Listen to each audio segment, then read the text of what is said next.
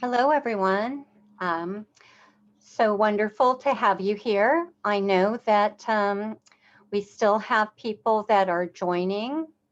It is 3 o'clock though, so I would like to start the program. And do feel free to use the chat. You can reach out to all panelists or all panelists and attendees. The panelists are our artists and our juror here in the show.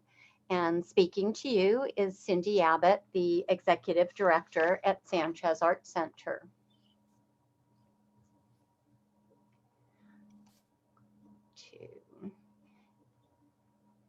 We have started to record the show.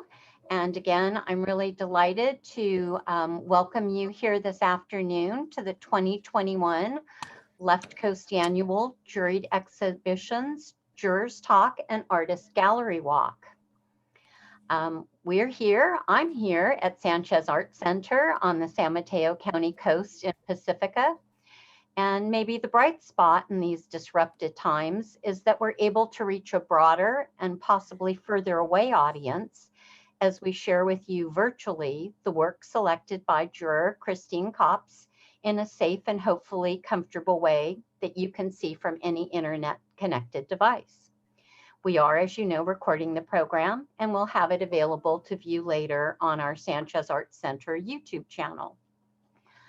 I'd like to thank our artistic director, Jerry Rosh Barish, who has once again excelled in securing a juror for this year's Left Coast Annual. Jerry, if you'd like to say a few words. Yes, I'd like to welcome all of you and give you a little information you might make you feel even better about yourself. First of all, Christine is from the San Jose Institute of Contemporary Art, and we have a very nice relationship with that organization. She is the second juror that we have used over the years from that organization, and we're always proud of the support that they give us, and also of how many people submit works based on their ability to be because of the prestige of that organization. We had over 800 entries, so the 48 artists and the 56 works that were selected from over 800 artists, so that should make you feel very proud. Also, the Left Coast Annual included works besides California from Oregon, Washington, Alaska, Hawaii.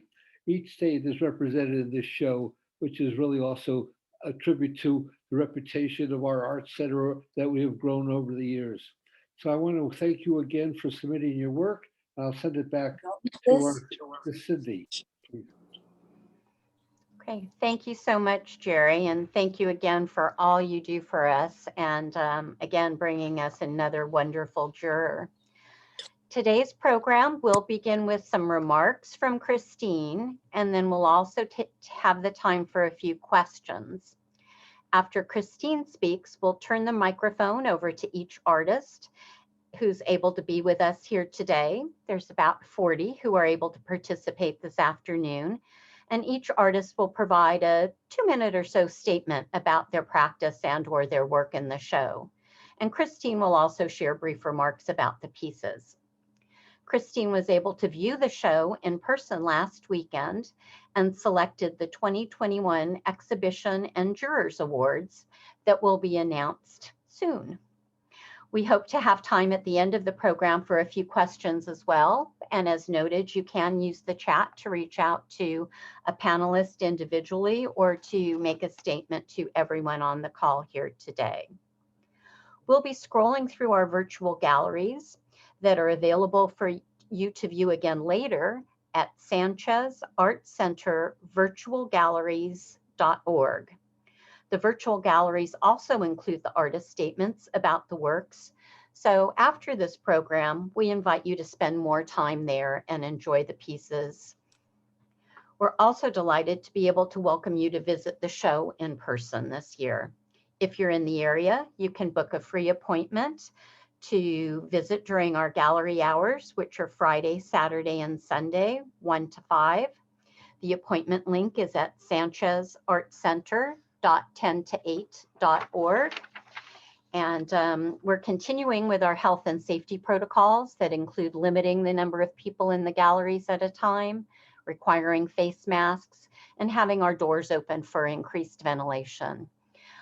Precautions that we're still taking, though we're so happy to be able to present the show in person. Links to both the appointment booking system and the virtual galleries are also available through our regular website, sanchezartcenter.org. I want to mention that we'll be hosting a special fundraising event over the May Day weekend, Friday, April 30th, Saturday and Sunday, May 1st and 2nd. During that event, which is called Art by Nature by Art, a randomly selected number of works in the 2021 Left Coast Annual will be used as inspiration for natural floral pieces created by local designers. Tickets with timed entry are available for only $25 on Eventbrite, and all proceeds support Sanchez Art Center. After the fundraising weekend, we'll be back to regular gallery hours through to Sunday, May 16th, the last day of the exhibition. And if you are able to come in, you won't want to miss the works of the 2020 Exhibition Award winners, an extraordinary show with the works by Mark Seeley and Pilar Aguero Esparza, selected by last year's juror, Karen Adams, Curator of Art at the Oakland Museum of California. At this time, I'd like to introduce Christine. She's the Curator of Art and Director of Public Programs at the Institute of Contemporary Art, ICA, in San Jose. Christine focuses on curating exhibitions that promote awareness and appreciation of contemporary art and culture, with an emphasis on emerging and mid-career artists. Recent projects included Sense of Self in 2019, a group exhibition of photographers who explore identity and selfhood through portraiture. She's also curated Surreal Sublime in 2018, which explored psychedelic landscapes, and Personal Alchemy, an exhibit in 2020. Christine also manages the public programs at the ICA, which includes a lecture series, Talking Art, and First Friday events and performances. Christine has lived and worked in the Bay Area since 2010. From 2013 to 2018, she was Assistant Curator of Exhibition and Programs at the Bedford Gallery in Walnut Creek, and she received her BA in Art History from the University of California, Berkeley. Christine, we're so pleased you were able to jury the show. You've been a joy to work with, and turning it over to you. Thank you, Cindy. Hi, everybody out there.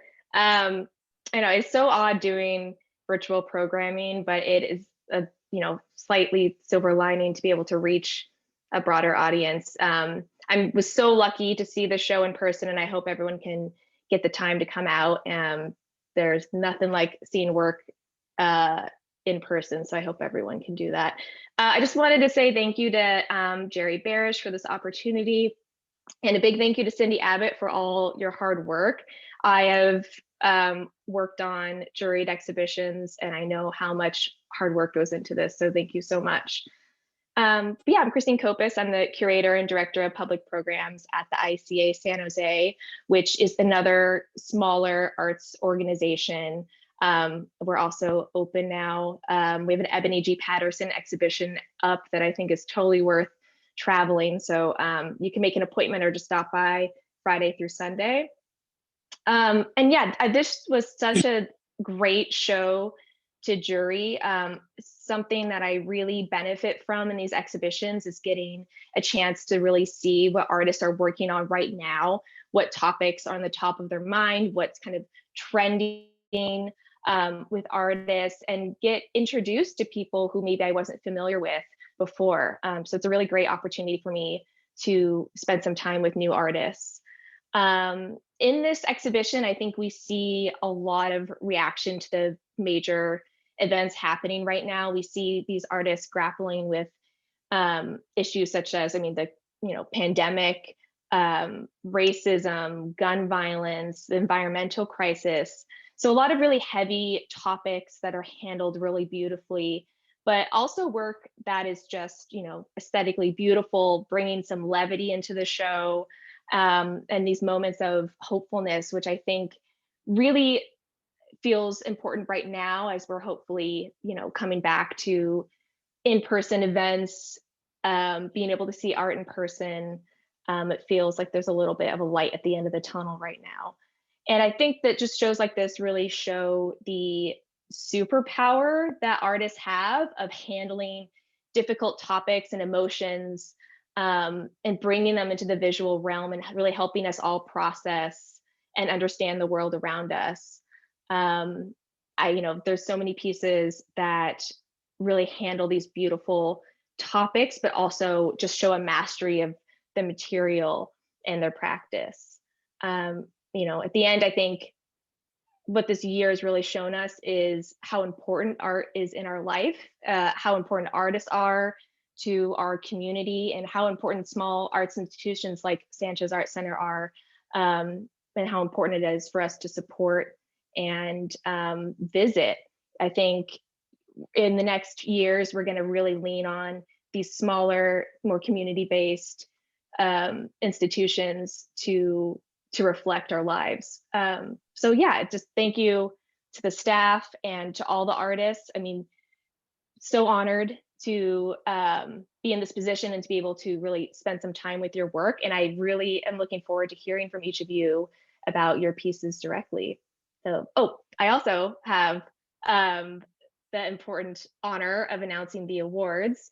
So my 2 Juror Awards I'm excited to announce is Renee Couture and Roberta Levitow. And I'll talk a little bit maybe about why I picked those pieces as we go through the artist talks.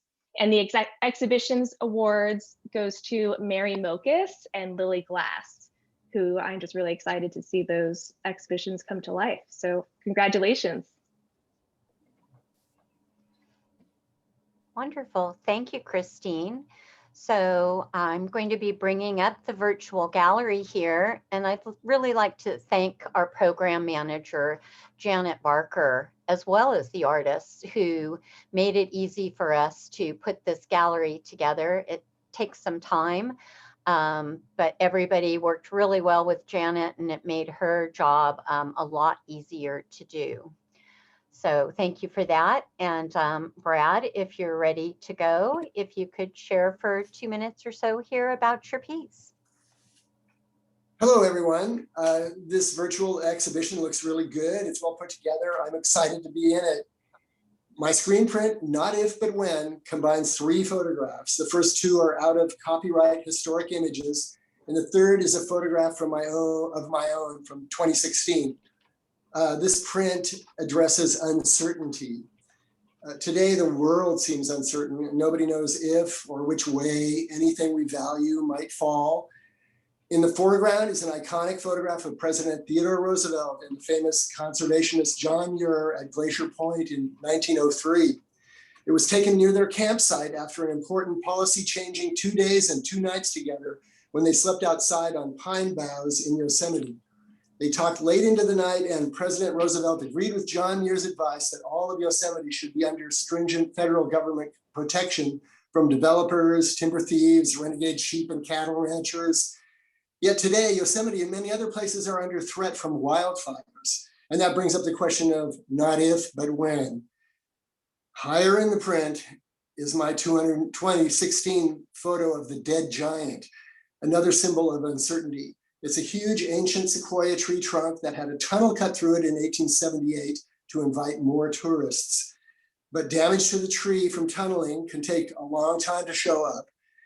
And 2 other sequoia trees have fallen that were also tunneled.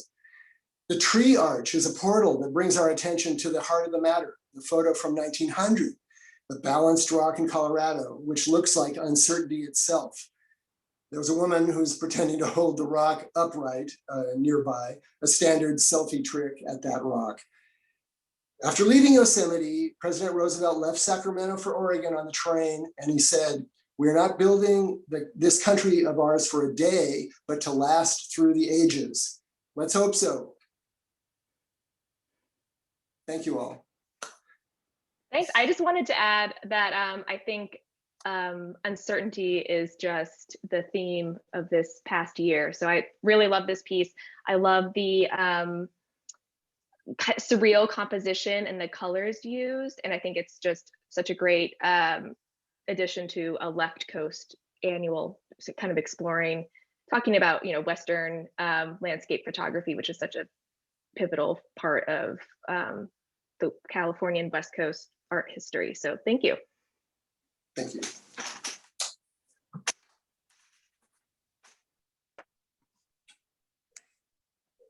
All right, I guess I'll jump right in here.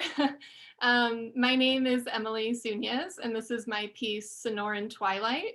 I just want to say, first of all, it's just an honor to be part of this show. So thank you, Cindy and Christine, for having me here. I'm just blown away by the works in the exhibit. So it's an honor to show my work alongside all the rest of you very talented artists. This piece is done with oil on wood panel. I've been experimenting a lot recently with leaving the natural wood as the background, which I've been really enjoying how that's working to kind of cultivate a little bit more of an earthy feel to my pieces. I paint almost primarily desert landscapes and plants. And I think that I'm really drawn to these images because I see a lot of themes of growth and resiliency and survival in these plants that are, able to survive and thrive in really harsh environments. And I think those themes of resiliency are just ring especially true this past year with everything that's been going on in the pandemic and everything. So I've been sticking with these themes all year. And I worked from a photograph kind of loosely that I took in the Phoenix area in last February, so kind of right before the pandemic started, and then I created this piece when the lockdown began. So I kind of had those themes of survival kind of in mind and resiliency. And I'm really inspired to paint moments where I feel like a deep sense of connection to the natural world, and that's what I'm trying to reflect in this piece. And during these times of, social distancing, physical isolation, I think we've all been kind of longing for a sense of connection. And so for me, I've really turned to nature and cultivated a deeper sense of connection to the natural world through my creative process. So that's just kind of a little background of what was going through my mind as I created this piece. And really just I love what Christine was saying about just images of beauty. Like, I think we all need a little light and beauty, especially this past year. So I hope that the viewer kind of gets a sense of peace and beauty and connection to nature that I was striving for here. So thank you. I have to say that this is a perfect example of work you have to see in person. It's absolutely gorgeous. You're a fantastic painter. I do think leaving the wood panel is really interesting. Just beautiful. And I love the that it just happened to have two landscapes kind of one after each other. But yeah, definitely make sure you can see this work in person. And it's a good one to remind everyone that some of these works are on sale, because that's a beauty. Thank you.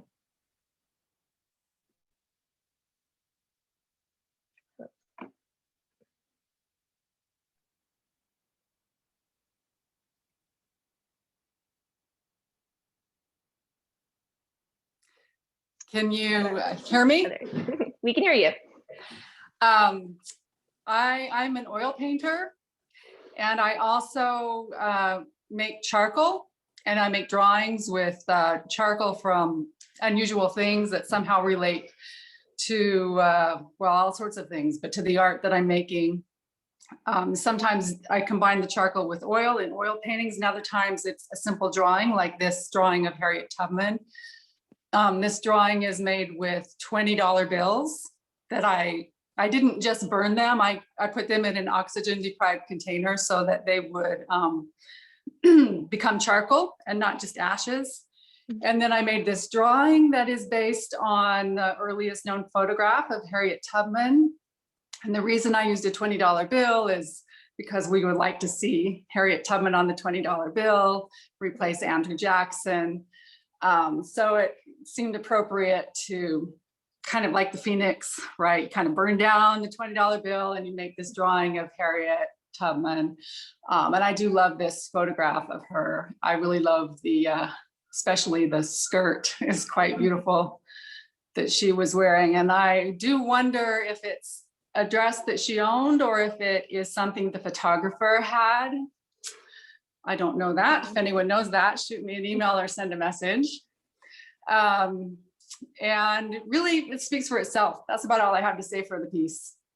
Yeah, I was really fascinated by your submissions because all the works, there was something really meaningful and thoughtful about the material you were using. And I just thought this repurposing of the $20 bill, there's so many different ways you can do that. And I see a lot of artists just, using the money like as a material, but I've not seen it done in this way. So I thought this was, very thoughtful, and also just a beautiful piece. So yeah, well done.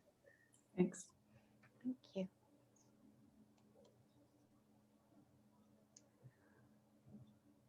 I don't see Anthony as a panelist. If Anthony's here, please unmute. This is a really wonderful scene, and I kind of wish this is what what my day was like. It's really sweet. I would have maybe if he comes on later, we can circle back to him. Great, that sounds good. It is wonderful in person, as even here virtually. Those colors. Yeah. Makes me happy. Me too. Okay, we'll move on to Roz. Hello, everybody. I'm Roz Ritter, and I am a fiber artist. I use digital photos, transfer techniques, applique, and mixed media in my work. Mostly I explore family relationships and upheaval through challenging times. But this piece I did during the month of April, which is Poetry Month. My cousins, my sisters, and my 11-year-old granddaughter, we exchanged haikus every morning by email. And it was a wonderful way to reflect at the start of each day in April, which we were basically doing nothing. And it was really a touch point for me. When I woke up, I really had this to look forward to, which was really lovely. For this piece, which I call Sequestered, I chose one haiku, which is a poem, a Japanese poem consisting of 3 phrases, 17 words, 5-7-5 pattern. And I embroidered them on antiseptic wipes. And you can't see the border here, but the border are embroidered COVID cells, which I then made into a prayer flag. And I can read a couple of them. Woke to a spring snow as I stay cozy at home with nowhere to go. I asked my husband, what will I do with this day? And he laughed at me. A soft rain outside, a warm coffee in my hands. It's the little things. I hear the trash truck. Thank you, essential workers. I recognize you. And my 11-year-old granddaughter wrote, home, walk, car, home, walk. How can this be a lifestyle? I don't want to know. No. And yeah, in person you can read them. Yeah, this is a really touching piece. And again, love using materials in this really inventive way. And yeah, I just love that bringing these like moments of levity in a really absurd and dark time with some of the poems. It's just a beautiful tribute to this moment. And I think this is kind of marking what we're about to see from a lot of artists and a lot of exhibitions going forward is how we're going to reflect and memorialize this time in a really touching way. So I'm happy to have this one in the show. Thanks, Christine, and thank you for including me in this show. I look forward to seeing the show in person. I have an appointment already. Good. Jude Pittman.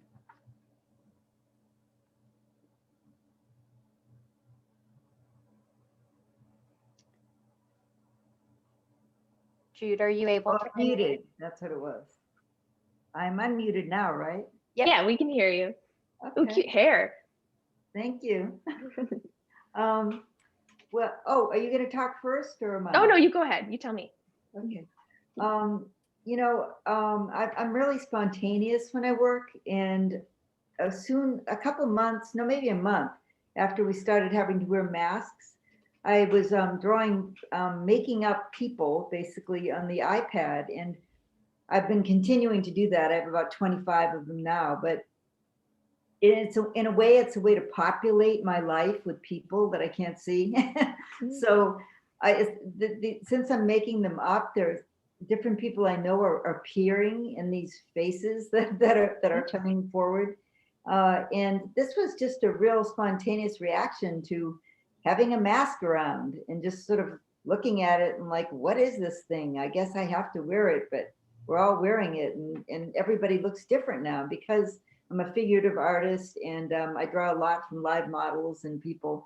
I see all people with masks, so people look different. Literally, they're like different entities.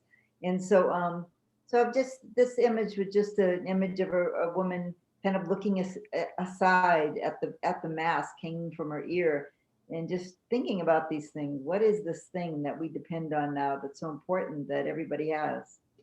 So that's really what it is.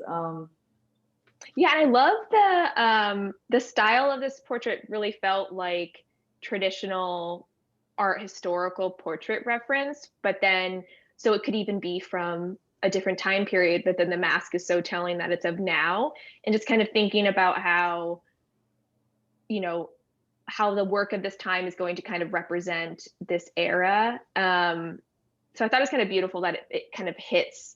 It's like transcends time in a way, and which even comes in with the fact that it's a digital painting, like on the screen, because we're looking at everything virtually. I think my first response was not that this was a digital painting. So I think that's kind of interesting too, how that kind of obscures how we are looking at material. But I thought very, very beautiful work. Thank you. That's really interesting to hear. This is the first one of this series that I had printed because it's in a show, and I didn't know exactly. You never know with printing, exactly what's going to happen. So now I have to proceed to print all the rest of them, I guess. But I was really happy to be in the show because this was such a new thing that I just made. So thank you. Someone had a quick question of how the print was produced. If you had an answer to that. Oh, it's pretty simple. I mean, I just draw with my finger in an iPad while watching movies generally, or the news. And then I sent the image to a printing company where they print on metal as well as other things. And because this is the first of the series that are printed, and I haven't really printed that much on metal. I mean, this is only, I think, the second thing I've ever done.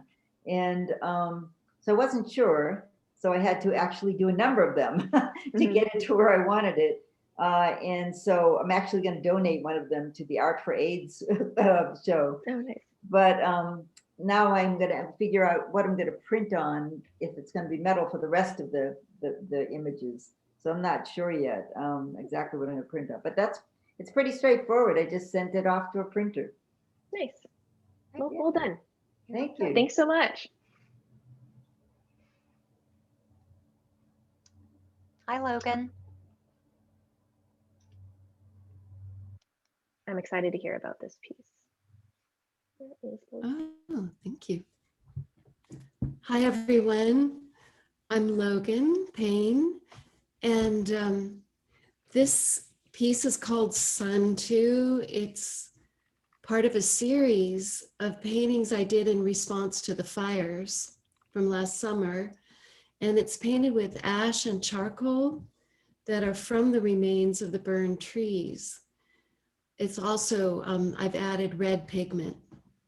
So the way that happened is that I live within a couple 100 yards of the burned forest. I'm very fortunate that my home was here when I came back, but I was surrounded by this devastation, and I made a choice early on that I would go toward this devastation rather than try to avoid it. And I did that because I felt so much aversion. I didn't want it to be this way. So that kind of told me I needed to go toward it. I started exploring in the forest even while some of the trees were still smoking.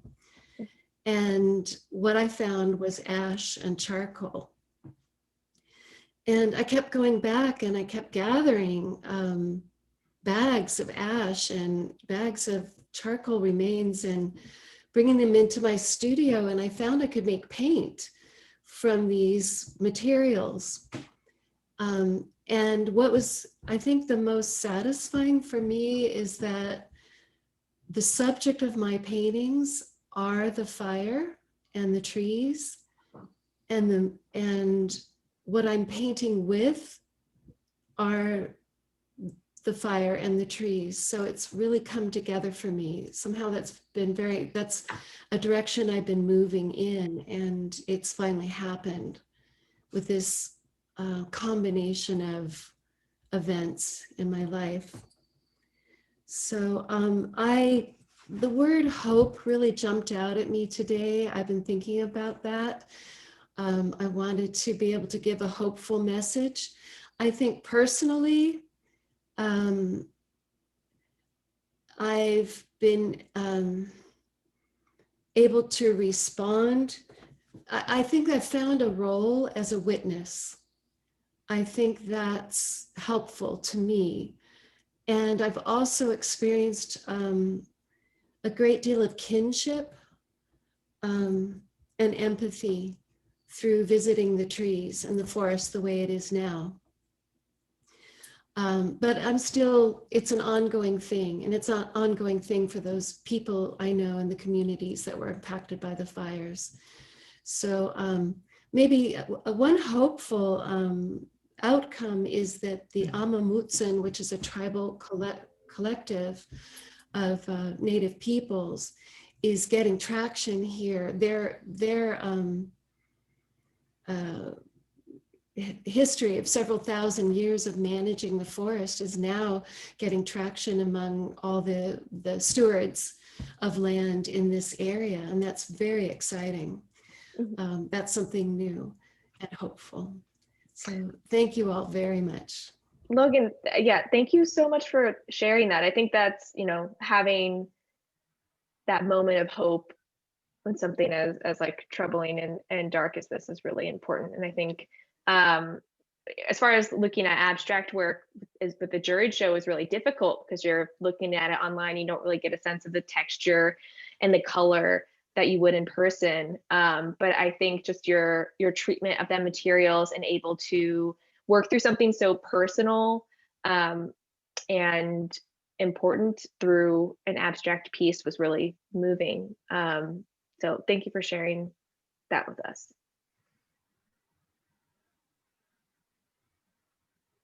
Hi, everyone. My name is Beverly Patterson. I'm really honored to be included in this exhibit.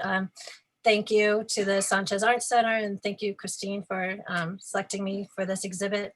My work is kind of informed by my education in architecture, my graphic design practice, and my fascination with geometry as an underpinning of everything around us. And I started us at the beginning of the pandemic, along with the isolation and stress of the stay-at-home requirements. There was, of course, the added stress from the disconnect and the divisiveness of the political climate of the presidential election. So everywhere I saw the US flag being used by politicians as they were branding themselves to be kind of the most patriotic of the candidates. And as the election intensified, the presidential election intensified, it seemed like there were more and more flags that were behind the candidates on the pulpit. So I really wanted to capture this unique moment in time and a way that required the viewer to really have a physical interaction, because in these times, the computer screen was kind of the way we were interacting with one another, and it was so flat. So this artwork kind of draws the viewer in and out and then side by side, because it's 3-dimensional. And the way that you experience it, or can experience it, is that when you step very close to it, you see that it's composed by a number of triangles and star stamps that are red, blue, silver, and gold. But when you step back, you see that and stand directly in front of it, you see that it's a United States flag, like here on the screen. But when you start to move to your right, the folded flag kind of dissolves, and you see a series of red arrows that then merge into being one dominant red arrow that's pointing to the left, and you lose all sight of the flag entirely. And conversely, when you do the same to the left, you see blue arrows that merge into a dominant blue arrow pointing to the right. So it's kind of the same of losing the sight of the flag. So when people experience the piece, my question for them is like, where do you stand, and how can we be so united under one flag, but really very divided? So I think that this exhibit, for me, with its interconnectedness and isolation and hope theme, was really powerful. And again, I'm really enjoying hearing what everyone else has to say about their work. So thank you very much. Yeah, thank you. This piece is so powerful because it's like visually so engaging. I mean, it's like just the iconography of a flag, and just having that that attraction to the eye of something that's going to move as you go to the left or the right of it, and that kind of op art experience. But I think there's just so much to unpack, and continually throughout, the flag has been discussed, over and over again in art history, but we're as a complicated symbol of patriotism and what that even means. And you're kind of unpacking that with this like divisiveness as well. I think it's a really interesting piece that says a lot about the moment that we're in. So I was happy to include it. Yeah, thank you. Mm-hmm.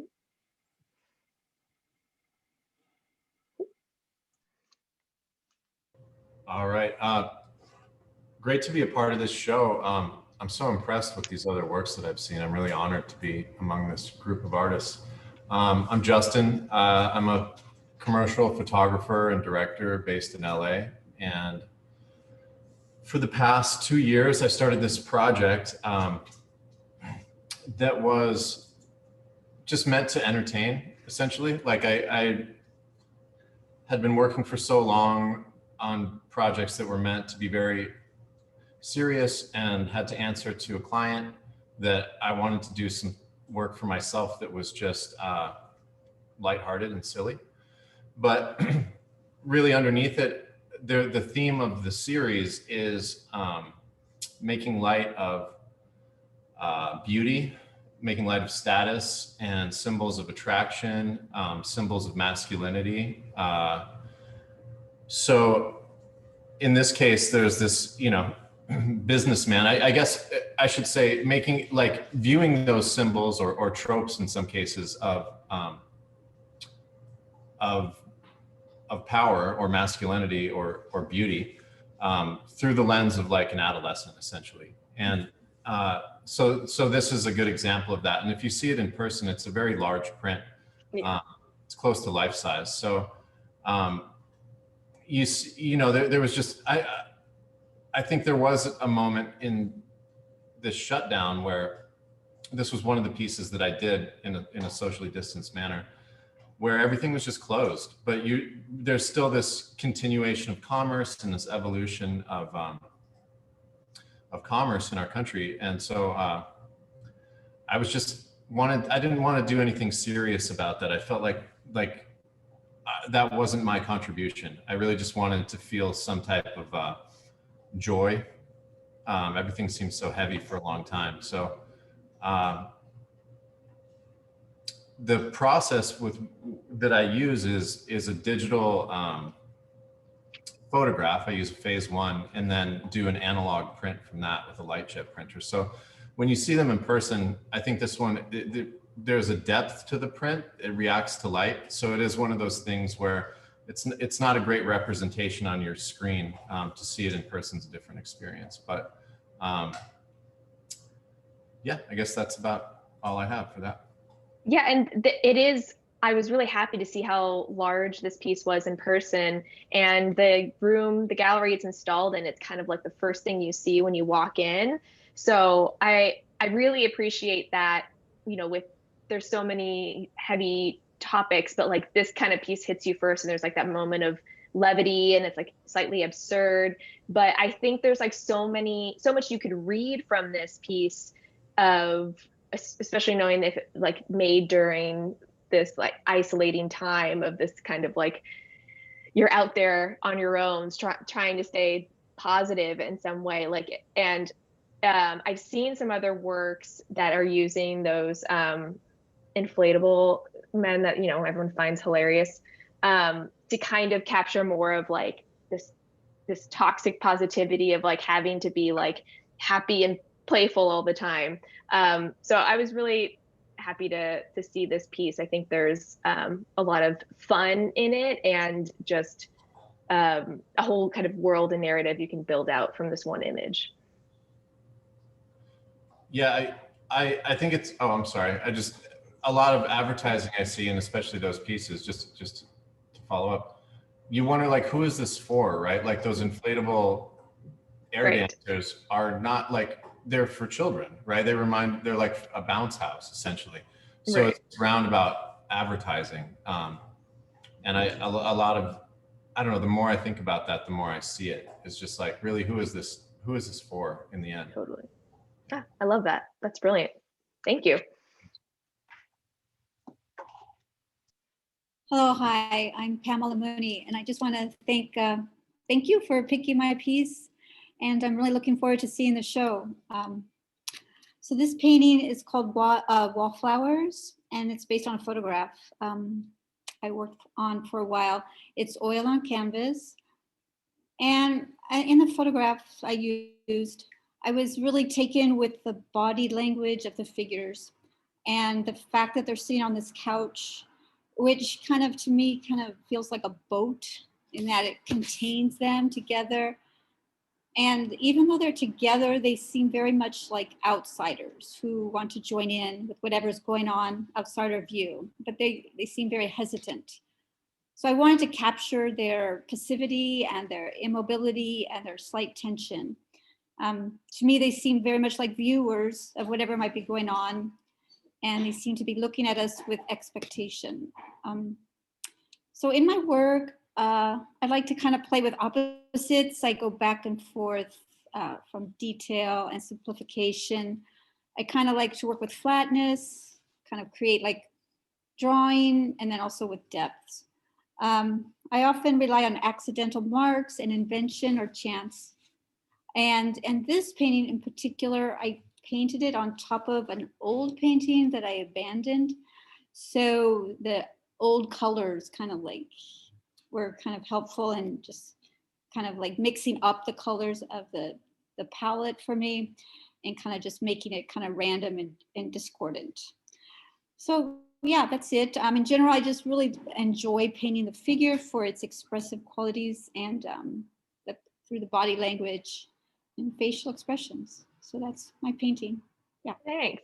I think I'm realizing I'm in the room where this painting takes place. It's like the exact same color, but I think this is a beautiful painting. I was really taken by your use of like color, and the perspective of it is so interesting. But really, I was fascinated with the facial expressions and how they're like it's not a super detailed representation, but their gaze really kind of draws you in.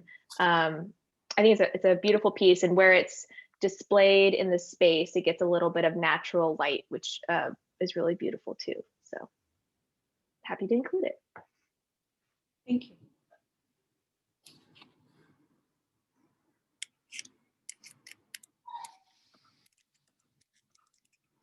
Hi, I'm Mary. And I want to thank you so much for the exhibitions award and for selecting me for the exhibit to start with. Thank you to Sanchez and to Christine. Thank you. To talk a little bit about my practice, lately my focus has been very much inspired by current events, institutional inequities, and trauma and the impact of trauma on exploited people and the environment. In my work, I generally use found distressed paper that I take from urban walls, and I collect items that show wear, tear, and abuse. I combine those with acrylic and spray paint. Some of my work reacts to images of children in cages on the border, some of it to the rampant misogyny of the 45th president, and some reacts to the Me Too movement. And then I have work like our previous artist that speaks to the fires and the victims of climate change here in the West. This work, though, one day in July and 2 days in August, references mass shootings and gun violence. Here I map a deadly week in 2019, which became personal when one of the affected cities was the city where I grew up. I used scratched and dripped paint, found wood, signage, and yarn to link this deadly series of incidents that now in 2021 seem to be even more common and tragic occurrences. I used the art making process to process my emotional and psychological states and content. And so I think that the more these issues are spotlighted, the more opportunity people have to contemplate their individual thoughts about these things. My work is intended to offer that space for contemplation. So that's sort of my 3-minute speech, or 2-minute, but hopefully that explains where this piece comes from.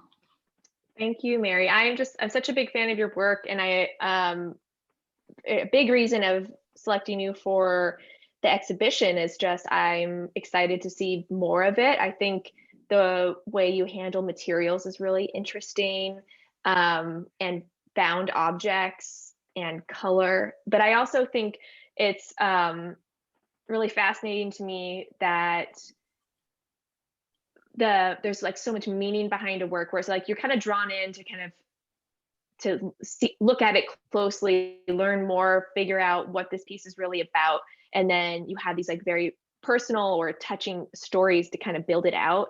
And I think that's kind of this like sweet spot of art, of drawing you in visually, and then you're able to kind of like unpack these bigger themes beneath it. So I'm really excited to see your work at the Sanchez Art Center in a larger exhibition. And yeah, I think it's just fantastic. Thank you. I'm excited to prepare that exhibition. Thank you. I'm going to scroll through these two pieces by Amy E. Miller, who is with us on the call, but isn't going to be speaking. I love these pieces. They're mixed media. There is some gold leaf on them, so the way the light hits it is just fantastic. But there's so much detail and iconography used to kind of unpack, and definitely references kind of like medieval, pre-Renaissance art, which I actually think is brought up with a couple of the other artists. So I think that's a kind of interesting thing I'm noticing in a lot of contemporary work is a kind of nod back to this like specific period of history. have Lisa. Yeah, I think I'm unmuted. Can you hear me okay? We can hear you. Oh, good. Well, thank you for including me in the show. You know, truth be told, this piece actually, you know, my work actually, this piece is called Molt. And my work, even before Shelter in Place, was very much influenced by deep observation of the natural environment, basically within the perimeter of my home, the natural perimeter. You know, one of the important things in my work is trying to balance negative space and the image, you know, and allowing for kind of straddling the line between how much negative space I can actually get away with. So I was beginning to investigate that with this piece. I wanted a calm, and then, you know, kind of the condensed energy in the center of the piece. You know, all of my work, as I said, is influenced by things that are around me. This particular piece utilizes semi-transparent mylar, which I do paint on. I use ink and graphite, and I do use photography. So the photography in the center is actually feathers that I take from my chickens, close-up photography. I use a digital camera and I get very close. I take pictures of their feathers, and then I have that photo transferred to fabric, and then I collage it into the piece. And, you know, in most of my work, I'm always trying to straddle the line between representation and kind of the unknowable. And once again, you know, finding that sweet spot between the recognizable and the unknowable. And I guess that's it. Thank you. Thanks. I didn't realize that the photographs were of your chickens, and I'm also a proud owner of chickens, so I love that. Wow. Yeah, it's like such a highlight of my life, so I love that. But I think I also love that this piece just happened to be installed next to Mary's, because I think negative space is so important in both of those works, but done in such a different way, which is really a hard thing to do. And I think you've really mastered it. And again, this is a piece that deserves to be seen in person, so you can get all of the layers and the nuance of, you know, the different materials being used. It's a really like beautiful and delicate piece that I think I've seen your work before, and I think it's just it's very unique and beautiful. So I was really happy to see that you were one of the artists I was revealing. Thank you. Hello, this is Sue Matthews. I wanted to thank Christine and Cindy both for including me. This piece started out about, you know, politics and how I felt like in order to take certain political positions, you had to shove a lot of stuff under the rug and just not see reality. So to me, the couch was like this symbol of, you know, perfection that none of us can ever really reach. And I was sort of personally complaining, and then the flood started happening. And also I lost my studio. So all the stuff that's interesting stuff that's under the rug is all my junk that's in storage. And well, I just got it out of storage after 2 years. So it's about displacement, and it's about, then it started to rain and flood. So I flooded the whole painting, and it just became something completely different. Then the couch became a symbol of serenity that's still unreachable, but serenity, or a sort of a feeling of hope for people who are displaced and people who are experiencing climate change and floods and homelessness, because it's all around in Oakland, that's for sure. Yeah. So it went from being very personal to being universal, which I like the idea that paintings can be interpreted. They're always going to be interpreted. Nobody's ever going to know what, you know, you individual artist were thinking. If people always bring their own thought to it. So anyway, that's what that's about. Absolutely. Yeah, that's so interesting to hear the kind of personal background, because I think you're right. This to me feels very like magical realism, surreal, where I think there are a lot of different storylines can be pulled of it. But I think that's also really interesting that this like couch is this like serene place. And it's especially like that couch is like this white, perfect couch and looks very expensive. And this idea of this like very clean and orderly home to have, it's, yeah, I think it's a really interesting thing to bring up. And you're right, even though it's a very personal message for you, this reads specific to the Bay Area, it definitely talking about the housing crisis that we have. Yeah, it's fantastic work. Thank you so much, Susan. Thank you.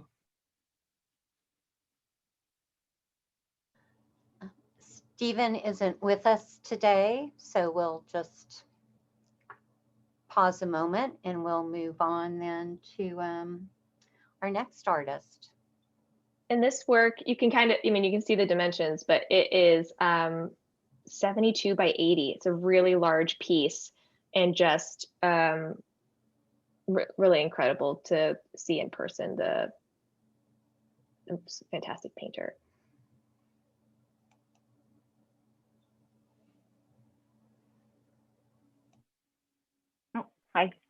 Hi, I'm Rachel, and I am really interested in our relationship to food, how it is often fraught and complicated, and specifically meat.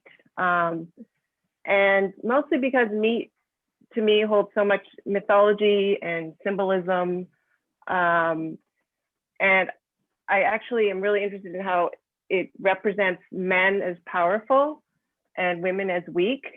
So if you think about meat and men, you think about grillers, you think about hunters, you think about carvers. But when you think about women and meat, it's more about the language, like cow or chick or rack or whatever. So it's really very divisive. And for these paintings, I have a series of these paintings. I'm really inspired by 17th century Dutch still lives. So I take images from those still lives and I create stencils, and I layer those stencils to, you know, almost obscure the image, but not quite, but to make it pleasing to look at, I hope, by creating organic shapes.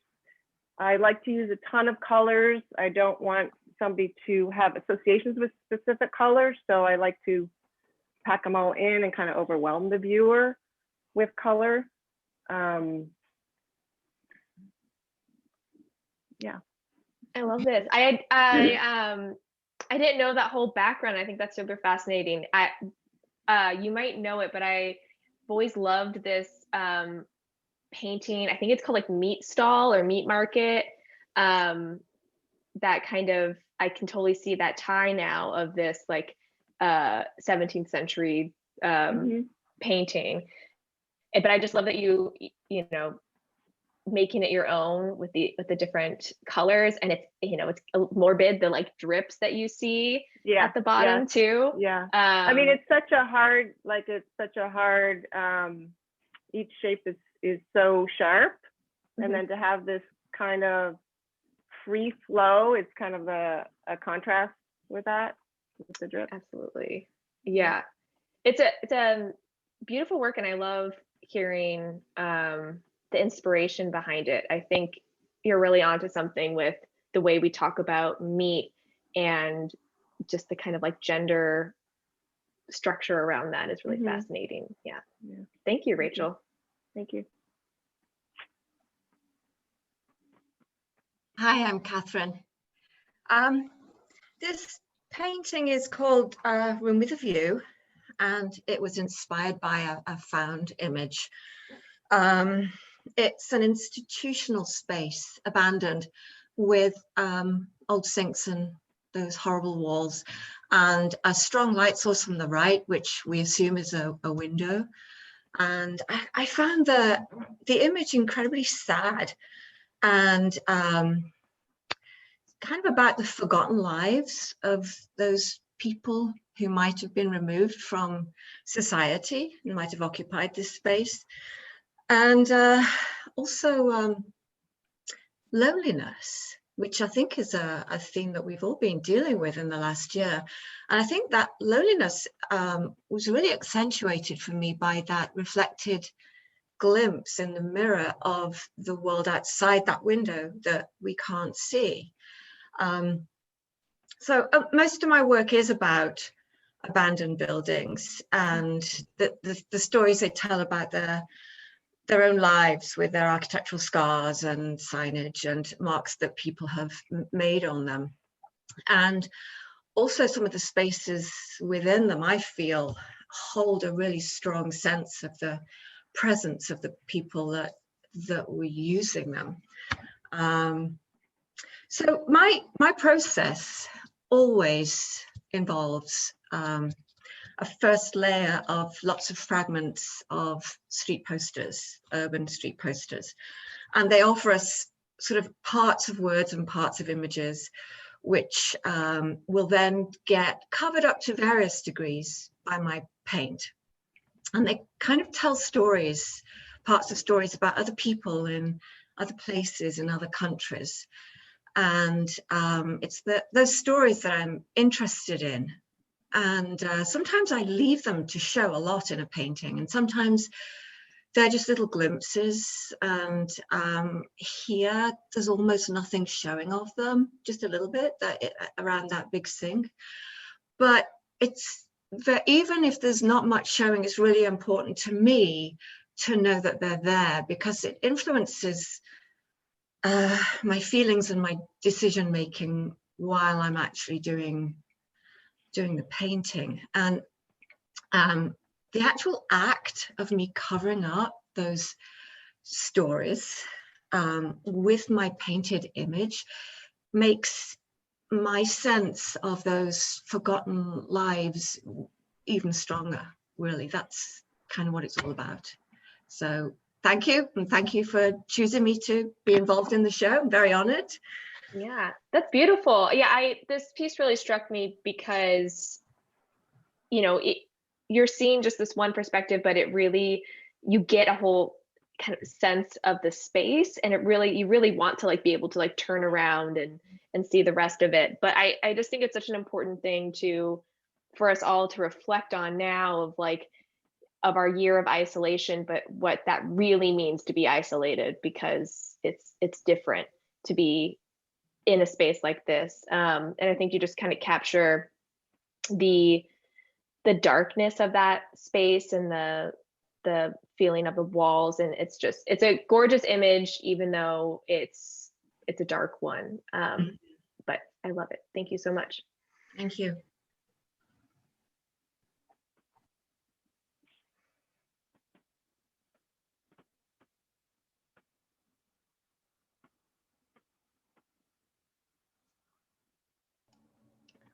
Is this artist here? This Hi, one was a Tanya, fun are one. you unmuted?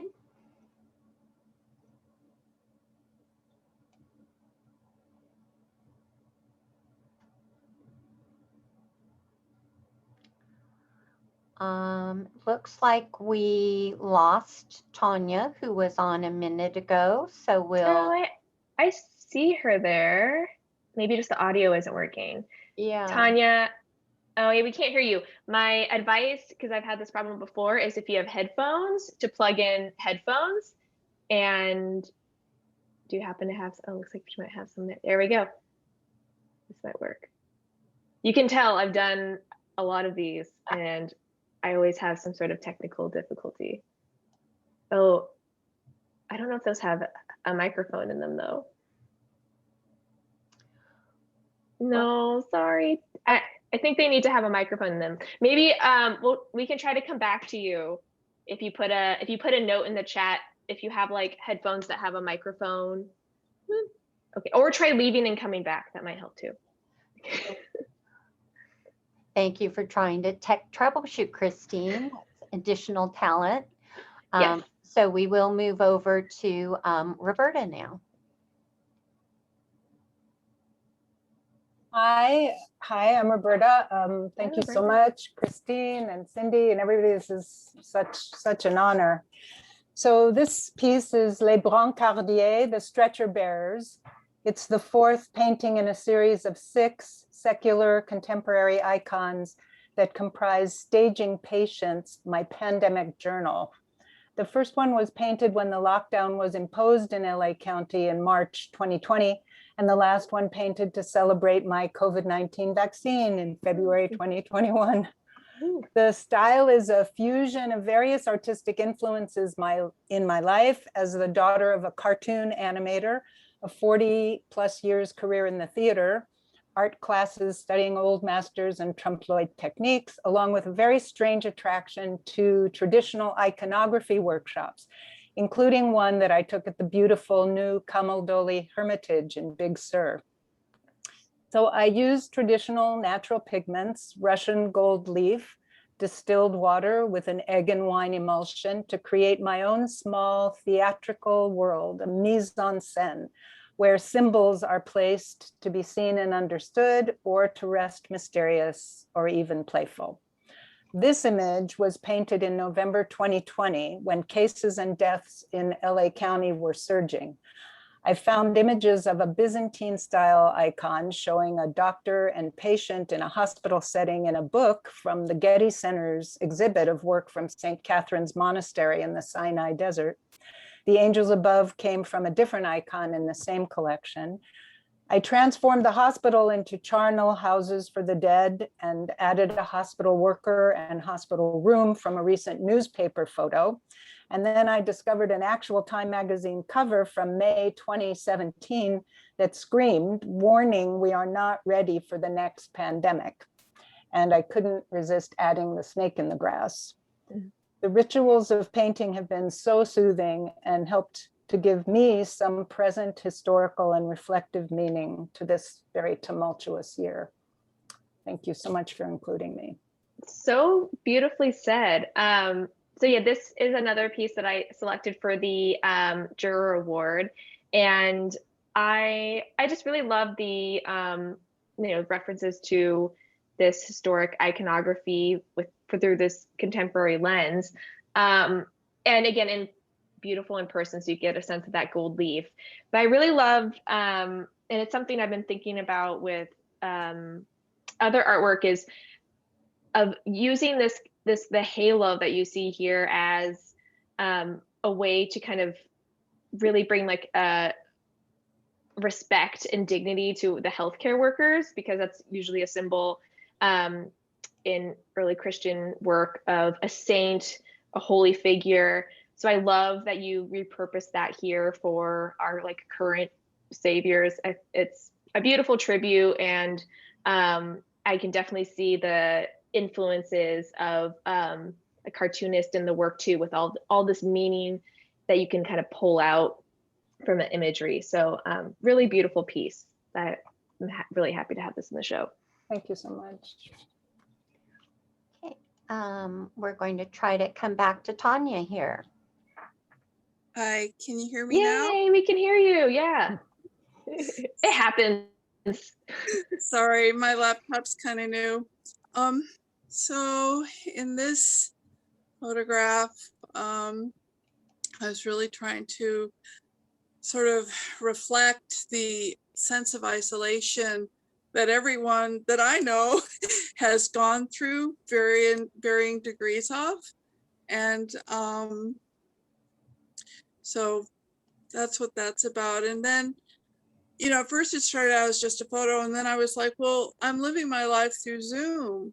Everyone's living their life virtually, and I found a way to connect this with the virtual platform so that it gave another layer to the art. And for those who have a good enough connection, they can actually see a little video linked to this, like a short video. And that seemed really important because of how life has been. So.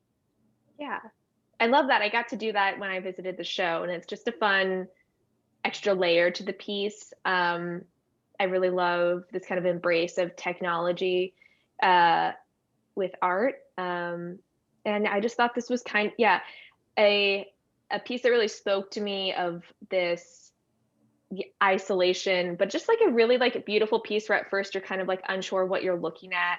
And I just this very surreal domestic space that we find ourselves in, and paying a little bit closer attention to the things that are around us. That was a nice little tribute to our time. Thank you.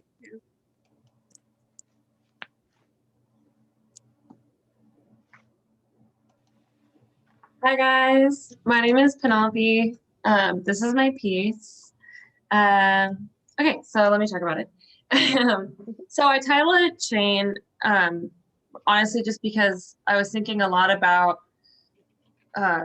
hands coming together and holding hands and interlocking arms, and how that kind of creates a chain of bodies and kind of brings people together physically.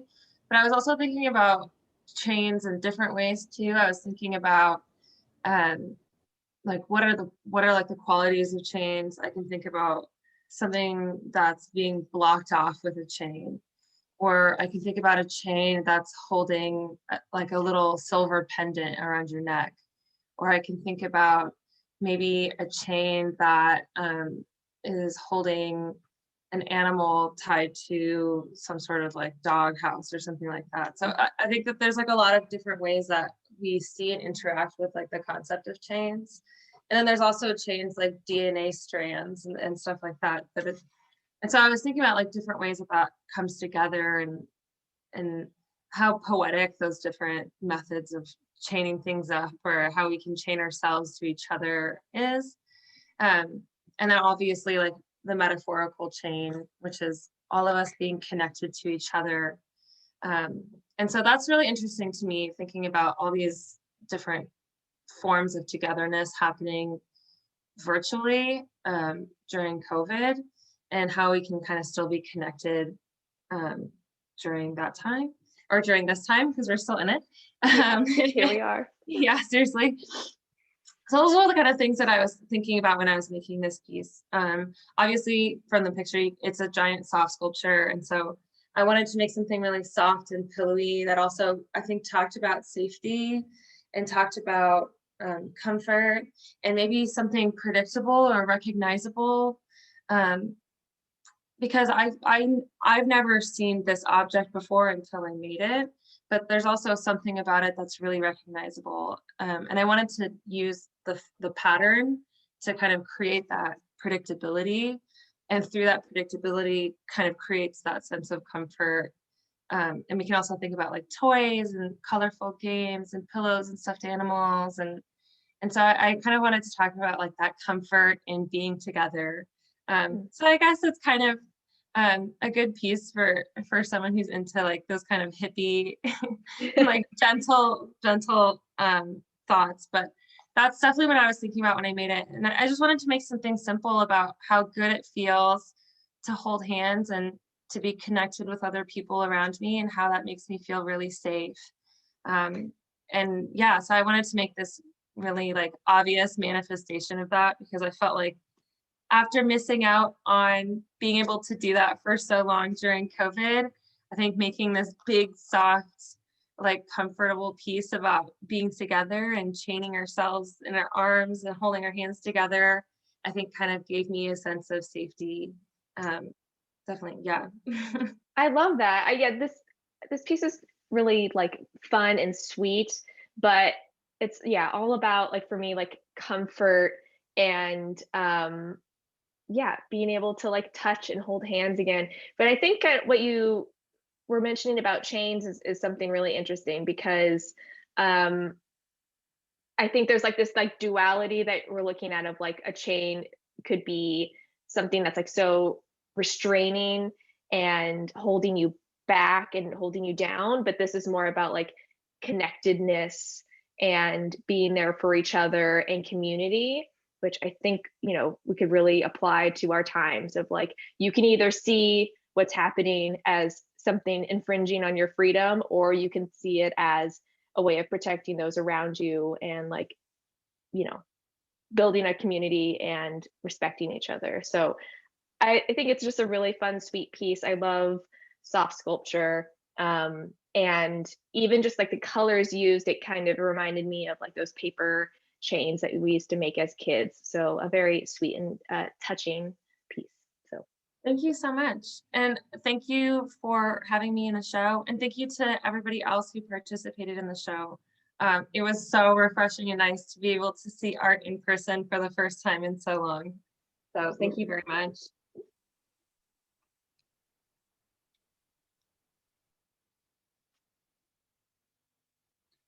I'm Hugh Lehman, and this painting is from my current project called Layered Identity. The project is inspired by the queer, brown, and feminine voices of our future. Paintings like this one here are one component of this project. In conjunction with these impasto layered oil paintings, I facilitate virtual community empowerment workshops. The workshops focus on community organizing, creating artwork, and sharing the artwork of activism. Ultimately, I aspire for layered identity to expand the discourse on who we, the people, is and can be. The sculptures and paintings of this series are created in the mestizo skin tones of my community and backdrop by the prideful colors celebrating my community's queer identity. Throughout 2020, I was isolated by life-changing injuries and medications, reducing the efficacy of my immune system. These artworks were born out of devastating isolation and the resulting internal exploration of identity. Thank you for listening. Oh, thanks so much, Hugh. I recognize your voice. I think we've met through portfolio review, correct? Yes. Oh, great. So nice to kind of like see you again through this digital sphere. But Likewise. I'm so happy that revisiting your work. Your practice is such a great nod to your community, and I know your work, you care so much about the people around you. Everything is so meaningful and sweet. And this piece, I just was really taken by the like impasto that you're using, the like thickness of your paint, and I just thought it was a very interesting way to make a portrait in person. It's just so fascinating too. So yeah, I'm so happy to reconnect with you and have you in this show and to see more of your work. But thank you so much for sharing what you said as well. It was really touching. Thank you very much, Christine. Likewise. Okay. Lindsay is not with us this afternoon. She's moving, but here is her piece. And we will move to Amy Hibbs. Thank you. I'm sorry that I've been moving this whole time for over an hour. I've been driving back home from a spring break week away with my family, but I'm really happy to join you today. And now, ironically, 30 seconds ago, we just arrived home, so I'm still. So I'm in San Jose, and this piece here, it grew from a series that I began during the pandemic, during the lockdown, when I would walk around and photograph the piles of yard waste in the streets here. And that's kind of a special feature of San Jose. Mm-hmm. People can put their garden waste on the street in a pile and it's picked up by the city. And I found this to be both, everyone's getting out and taking walks. So a way to kind of engage with this discarded, wild, untamed material. And I really resonated with that state of things during the pandemic rather than the very tidy houses and lawns. The fires began in August, and I went out that day and I was photographing piles as usual. And then suddenly I looked up and there was this toilet paper in the tree, and it was a serendipitous moment because I think it captured this kind of horrible, awful, beautiful feeling. And so it joined the series and that I was making at home as cyanotypes. So I didn't mention at the beginning, but this is a cyanotype print. It's very kind of elemental, simple process, but it's one that you can do in your home, which of course appealed to me because I was left to the resources that were just around me at the time. Yeah, I think that's about all I have to say about this piece. It's a beautiful piece. I'm a big fan of your work, and I really love, I think there's like something that's brought from the blue tones of like the cyanotype, and it kind of feels very like old or like otherworldly. And then this image of the toilet paper, there's just something kind of like both unsettling about it, but also really playful. It kind of feels like it was like captured like right as the sun is rising or something. So I found this like to be a very just kind of sweet meditative piece. And I hope it kind of inspires people to look more closely at your work too, because there's a lot of good stuff there. So thank you so much. I don't see Aiden on the call. Well, I appreciate anyone who embraces glitter. So happy to have a glittery piece in the show. And then we also don't have Bro Half this afternoon. 2 pieces in the show. I love these. And that was really cool. I think this artist is from Hawaii, right? Correct. That's so cool. It's so fun to have such a group from all over, and like broadly defining West Coast is so fun. I love these. Hi, I'm Stacy Gregory, and forgive my appearance.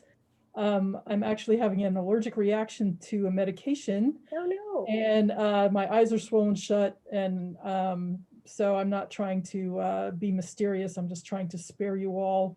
I'm sorry. My piece is based on Ruth Bader Ginsburg's dissent of Ledbetter versus Goodyear. And the background quickly about the case is that Lily Ledbetter was a supervisor at Goodyear Tire, and she found out rather late in her career that she had been getting paid much less than her male counterparts. She took Goodyear to court. It ended up in the Supreme Court, which ruled in favor of Goodyear, saying that it took her too long to unearth all this evidence. And Ruth, in her devious, sly way, wrote a scathing dissent calling upon Congress actually to amend this situation of gender inequity in the workplace. And the Ledbetter Fair Pay Act was the first act that Obama signed into law, not that long ago, actually, in 2009. So we have Ruth to thank for that. And this piece had several iterations I'd like to talk about, just because it was a fun way to get to the finished product. I had read her dissent. It's 30 pages, very cogently written. Even I could understand it. And I thought, okay, I want to put that on a big board, white print on black, and then do sort of a glass ceiling type effect. And no one could print the white on black, at least where I lived. And I searched and searched, couldn't find a place to do it the way I wanted it. And was getting very frustrated. And then I remember where I was on 680 North driving when I thought, Stacy, you idiot, just put it on a tire. And so I found an old or a used Goodyear tire, which still has a screw in it, and made her dissent collar, her signature dissent collar out of Swarovski crystals. And the pennies represent to me the backs of the women upon which companies are built, getting paid, considerably less than their male counterparts, and yet these companies wouldn't be here without the work of women behind the scenes. And so the piece actually balances on the pennies, and there are pennies inside the tire as well. And there's a mirror hubcap. The Goodyear logo and the word descent are painted in as close as I could get to Ruth's favorite shade of lipstick. Oh, I love that. That's the story behind this one. Amazing. And all of you who struggle with conceptual work coming to fruition, keep at it, because you never know how it's going to end up, is my point. Very true. Yeah, I think I loved reading about this work, and I think it's such a strong conceptual sculpture that is still so accessible. I think it's just a fantastic piece and such a great tribute to RBG. So thank you, Stacy. Thank you.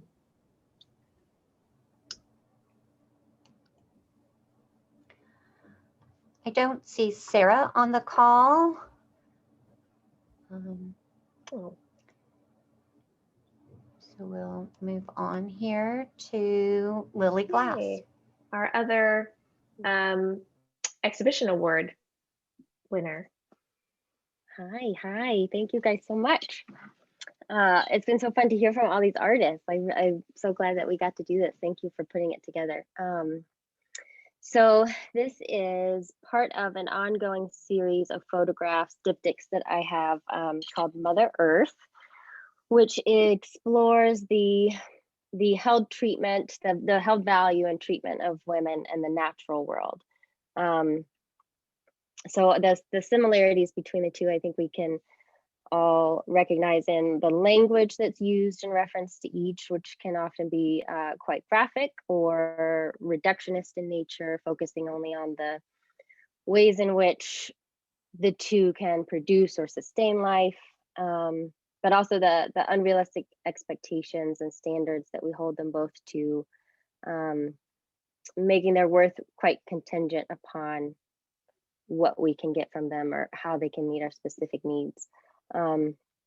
So for this series, I documented the landscape in Joshua Tree here in California, and then created a second series of photographs of the female nude and bending it and contorting it in different ways to kind of replace the rather passive, overtly sexual female nude that we're all quite familiar with from a male perspective, but replace it with one that has real squish and life and autonomy and power.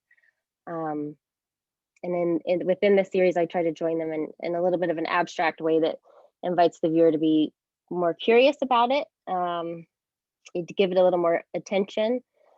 And those two things I think are necessary in cultivating awe and respect to things that both women and the earth greatly need. So I do hope to encourage a sense of like individual empowerment and embodiment. But I think joining the images then with these really strong rock formations that have been around for, millions of years and carry quite a heavy story with them too. I enjoy the way that can honor the collective whole of womanhood and speak to the resilience of just all the generations before us. I love that. I have a quick question.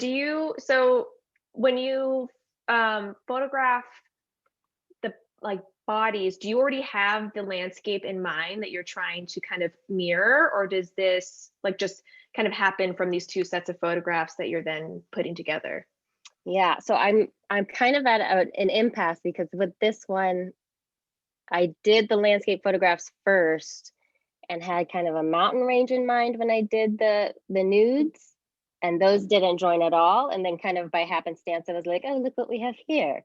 I love that. The Joshua Tree. Yeah, so I'm hoping to do lots more variety of landscapes and different bodies. So it will be interesting to see which comes first here.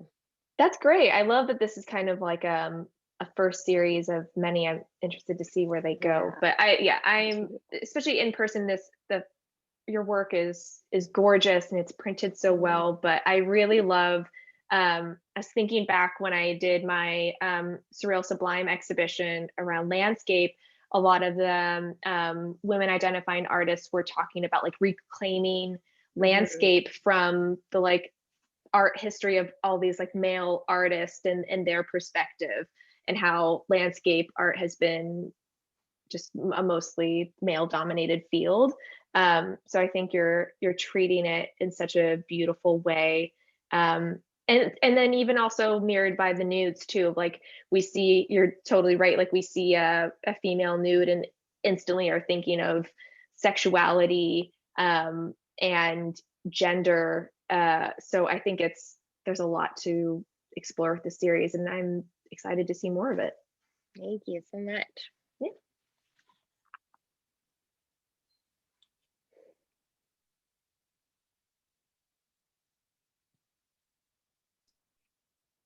Can you hear me?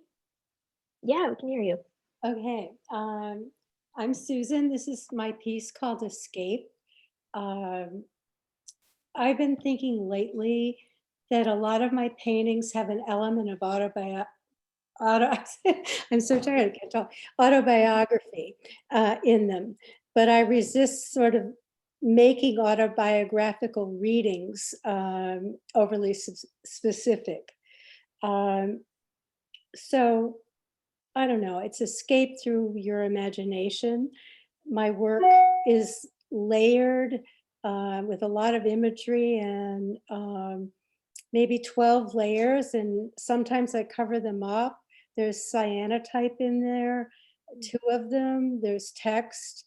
There's a story about a merry-go-round that my family had near their cottage at the beach, and the horses escaped because one day we went there and it was there and we rode for hours, and then about a week later the merry-go-round had disappeared and we don't know where it went. So there's all those elements that sort of come together with visual clues and kind of the idea of escaping through your imagination. Beautiful. Yeah, I love the mix of media, of you know, kind of unpacking of the like personal stories, and it's one that you can spend a lot of time really looking at in person and seeing all the different textures and layers. Yeah, it's a really strong piece that, again, I really hope everyone can see this work in person. But thank you, Susan. Thank you for including me, and Cindy too. Okay.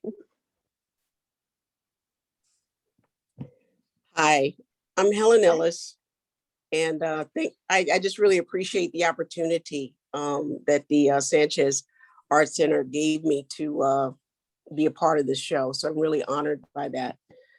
I painted this acrylic portrait in the fall of 2020 of actor, singer, and civil rights activist Paul Robeson. He's a forgotten hero who blazed many trails for African Americans. In the 1920s, he graduated with honors from both Rutgers University and Columbia University Law School. Due to racism he faced in the legal profession, he decided to turn his attention to the stage.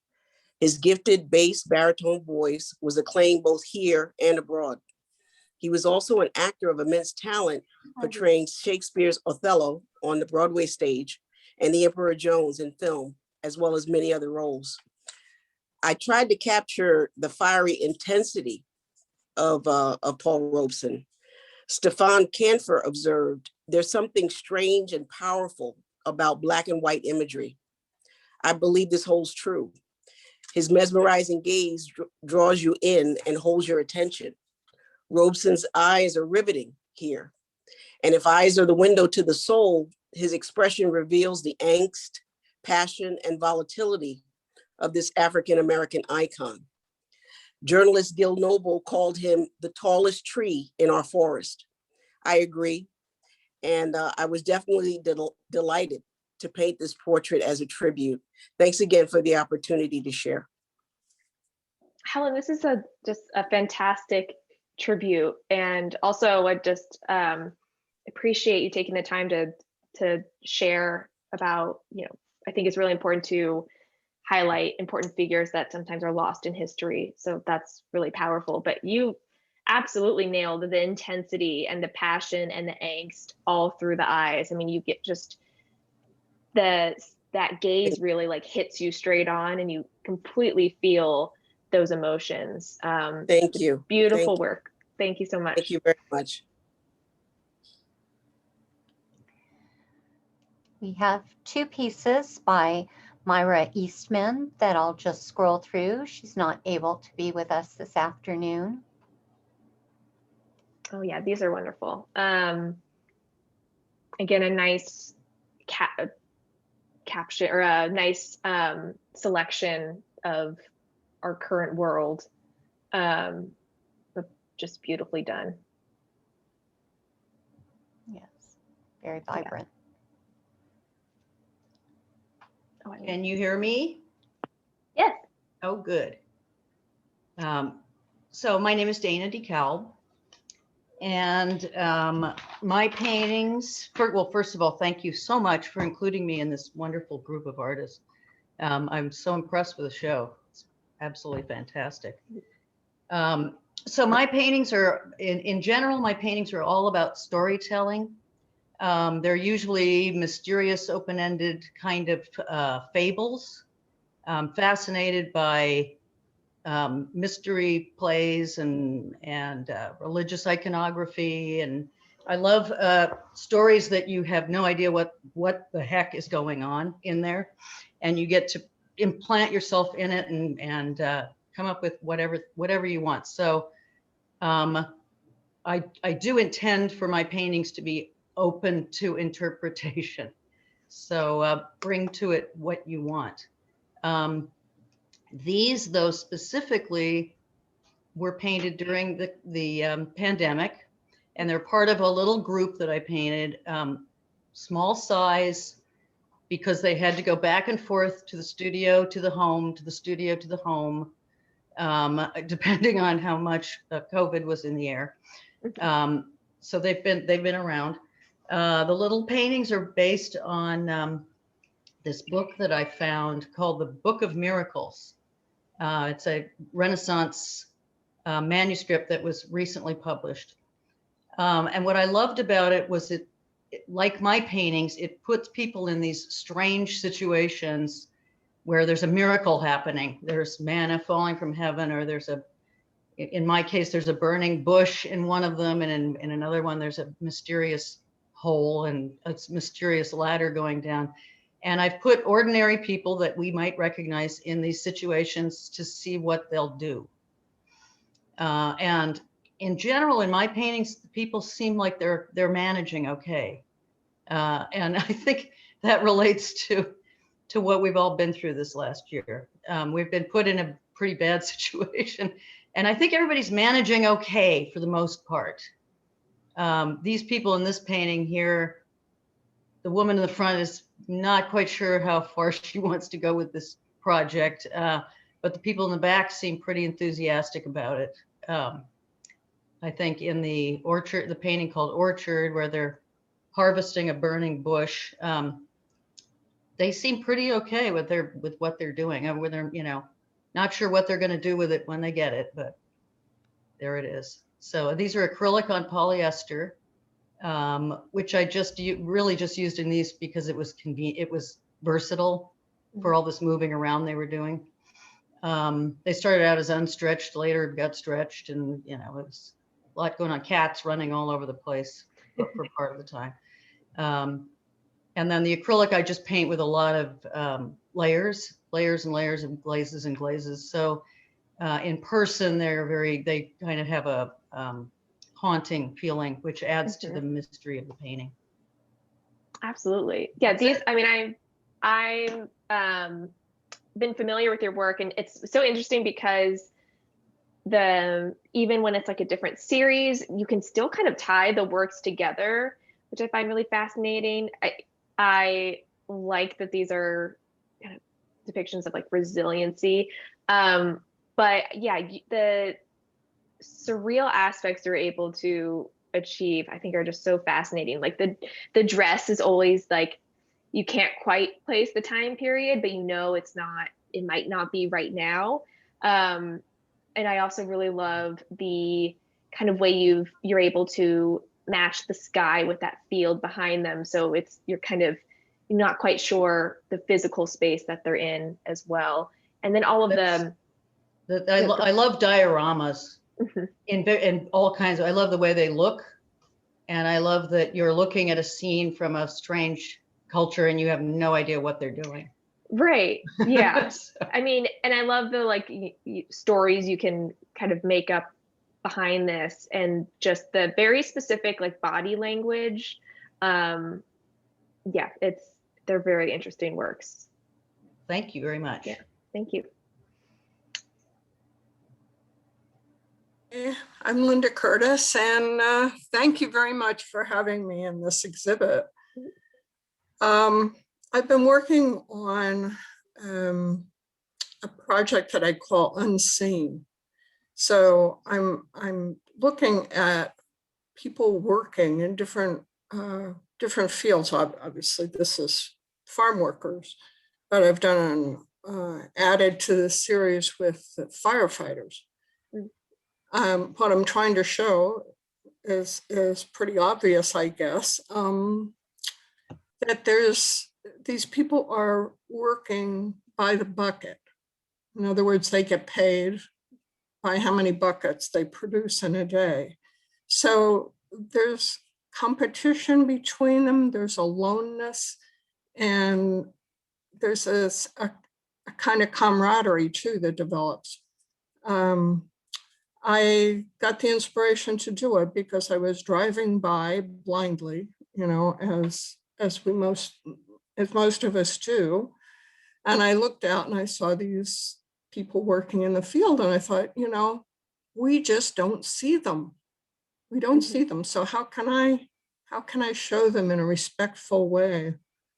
And I got permission to go and take photographs, and I assured them whatever I was going to do was going to be respect their labor. Well, that's it.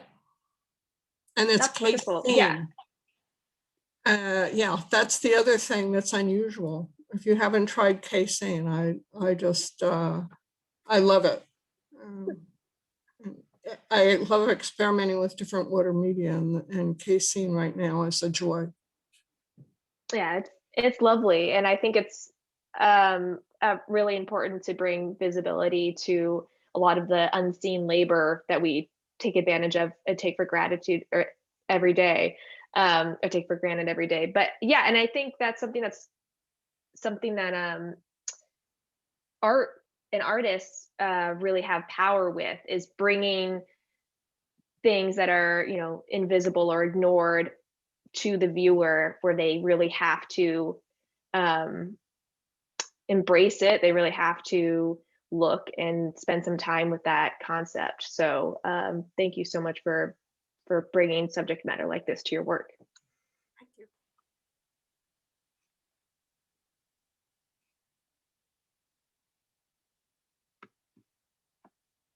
Okay. This is our second exhibition artist winner. I just want to note too. So congratulations, Renee. Oh, thanks. Sorry, I'm trying to do everything as are expected to have to be able to do. If I could grow about 7 arms, that would be completely amazing, like a starfish.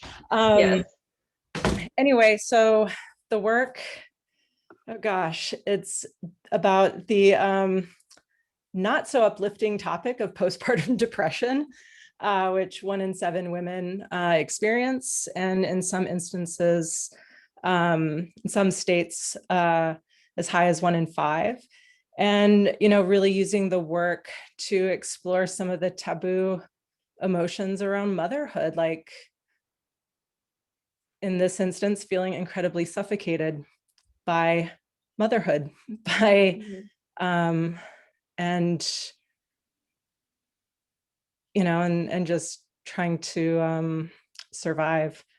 So trying to, yeah, and I'm completely unprepared, unlike everybody else, because I have no time in my life anymore. It's very real. And I so appreciate your treatment of the topic in this work. It's very beautiful and subtle, but real and really direct. And I think it's you know, it's a topic that's not talked about enough, and you're doing it in such a beautiful way. And these pieces, they're like installed as 3 works. And I think it's a very touching, moving piece. And your use of like pattern, I think, is really interesting too, of this like very happy, I mean, it like kind of gives you this like this lovely, happy, feminine feeling, which is not maybe like a super realistic right. It's like like all what's this happening. Yeah, it's like all this stuff on Pinterest or So Facebook of like these beautiful, happy moments, and like what is underneath that is that it's like the suffocation, or like, am I throwing the baby or going to catch the, you know, what's kind of happening there. And sometimes wanting to like eat your young, because, you know, I mean, like just all of these undiscussed emotions other than in sort of private forums or like support groups that they're probably like, that there are none of where I live, because I live in this tiny mountain town. And so, yeah. So is that you in the left panel, the self-portrait? Yes. And I called a good friend over to my house, and I said, I know exactly what I want, and kind of set up the room and swaddled my own face to where I felt like it was like this, I was feeling so suffocated in every way. So she took several shots of me with the swaddle, and then those are my hands, and I knew exactly what I wanted with my hands. And then I shot the baby. And then these are digital collages. And then I shot the swaddle for the background. And so there are a few images in this series, all with my hands, all with some swaddle that was gifted to me, and with the child, she's actually very sweet, and I feel tremendous guilt sometimes with like not enjoying motherhood more, like I'm supposed to. The reality of it though, and I think it's very important to see that, and to have a piece like this that people can connect with. I'm found this piece very moving, and very happy to give it the Juror Award. But yeah, thank you so much for sharing your work. Thank you.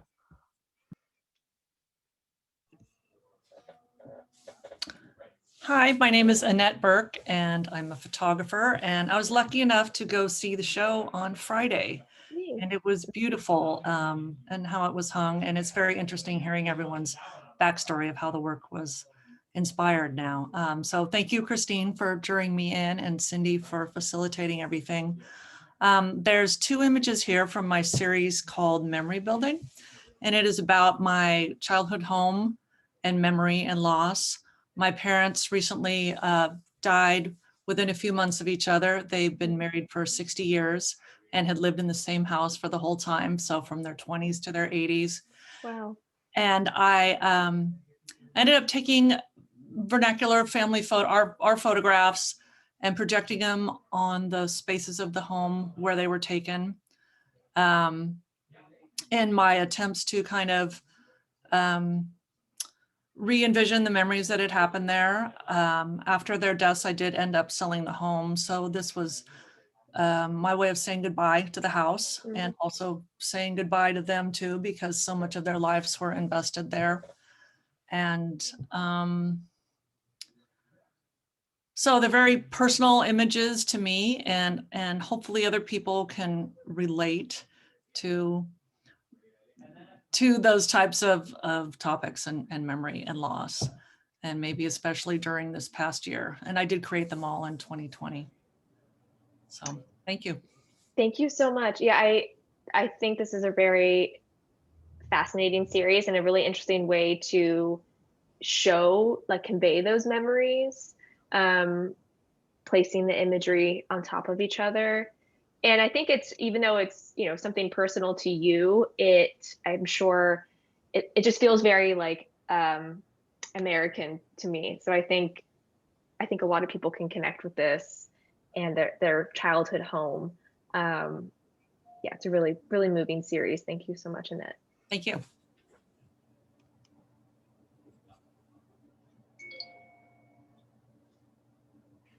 Hi, everybody. Can you see me, hear me? Yeah, hi. Great. I'm Nancy Brown. This piece, Hang, is from an ongoing series I call Wall Works, which are wall-based installations of found and repurposed materials. I hang, adhere, and lean things. So there's a precarity about these arrangements that I really like and that I think is appropriate to these times. I'm inspired by artists like Eva Hess, Sol LeWitt, and Bay Area artist Tucker Nichols. Eva Hess for her really fearless use of non-traditional materials and methods, Sol LeWitt for his instruction-based wall drawings, and Tucker Nichols for his attitude. So here's Tucker about found materials. They're already partway there, so there's less for me to do. That sounds lazy, but everything works best when I get out of the way. I love that. Everything works best when I get out of the way. For me, there's something deeply satisfying about working with what's at hand, whether it's an artifact that my husband has dug out of the backyard garden, or something that I find on my neighborhood walks, or something that I rescue from the recycling bin. So that making do, make do, is really important to me. And it actually has a French name, bricolage, which I love, which makes me a bricoleur. So I gravitate at this point towards metal objects and wire. They have a patina, they really age well, and they allow me to explore form and line and space. I generally avoid representation and figuration. I much prefer a certain ambiguity in the work, an openness to interpretation, and in-betweenness. So for example, with this piece, Hang, there are 4 elements. The sort of foundry element, it's actually a piece of foundry metal, twisted in the middle with a 1/4-inch hole at each end, one to hang by and one to hang from. That was a garden find. And then there's this extraordinarily long, skinny spring, which I found in one of my walks. There are 2 landscaping flags and then 14 inches of painter's tape. It's blue painter's tape, and I like to think of it as the poor man's Yves Klein blue. So looking at this, there's perhaps a suggestion of a brow, maybe of a feature of a mask or a veil, but I think you'd be hard pressed to really identify what it is you're looking at. It's really subject and open to interpretation. So I like it that way. I like to engage the audience in that way. In my studio, I work very intuitively. I'm surrounded by shelves of color-coded recyclables, trays of metal objects and wire. Things accumulate. Some eventually end up in a piece like this. So thank you. I'm delighted to be in this. It's just been a very rich afternoon of listening to people talk about their work and seeing their work. I can't wait to see the show in person. Well, thanks so much, Nancy. I'm a big fan of your work, and I think what can be so challenging for installation like this is editing, and you do such a great job of like editing yourself and keeping the work very simple, which I think is such a big strength. It's minimal, yet it's like so interesting and like just kind of pulls you in to really wonder like what the materials are, and just kind of like sit with it a bit longer. And I think the light is such an important part of the work, is how the shadows are cast against the wall. And yeah, it's just like such beautiful work made with such unassuming materials. So thank you so much, Nancy. Thank you. I don't see Kristen with us this afternoon for this large oil painting. This is another large and just really impressive piece. It's really gorgeous.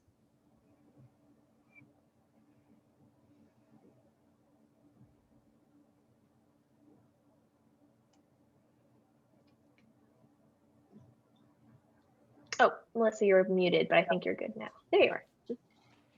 Hey, everybody.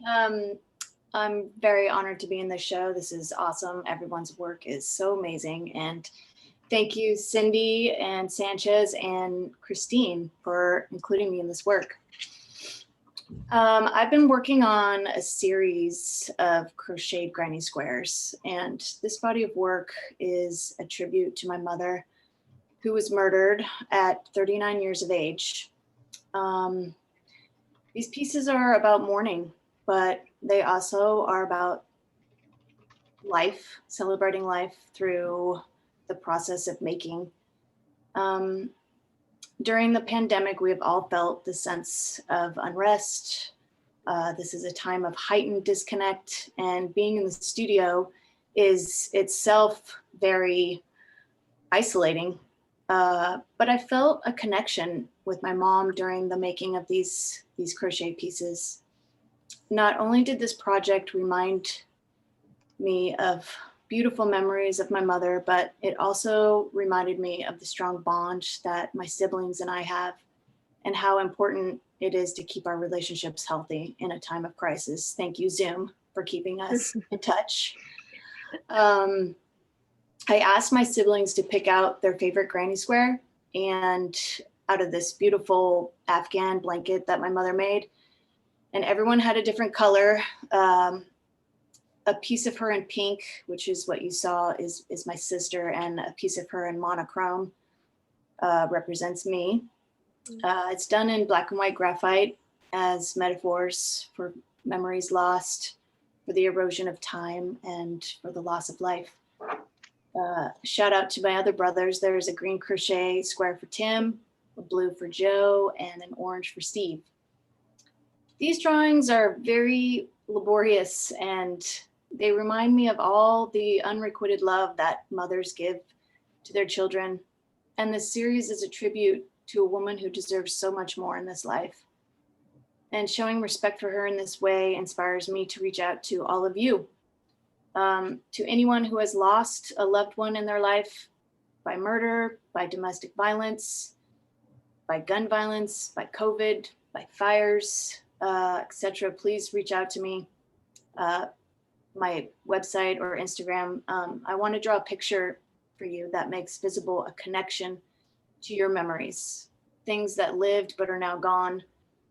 So in preserving objects, we all do, of close ones lost, I encourage you to reach out to me. As tragic as loss is, I want that connection to be visible by creating something beautiful.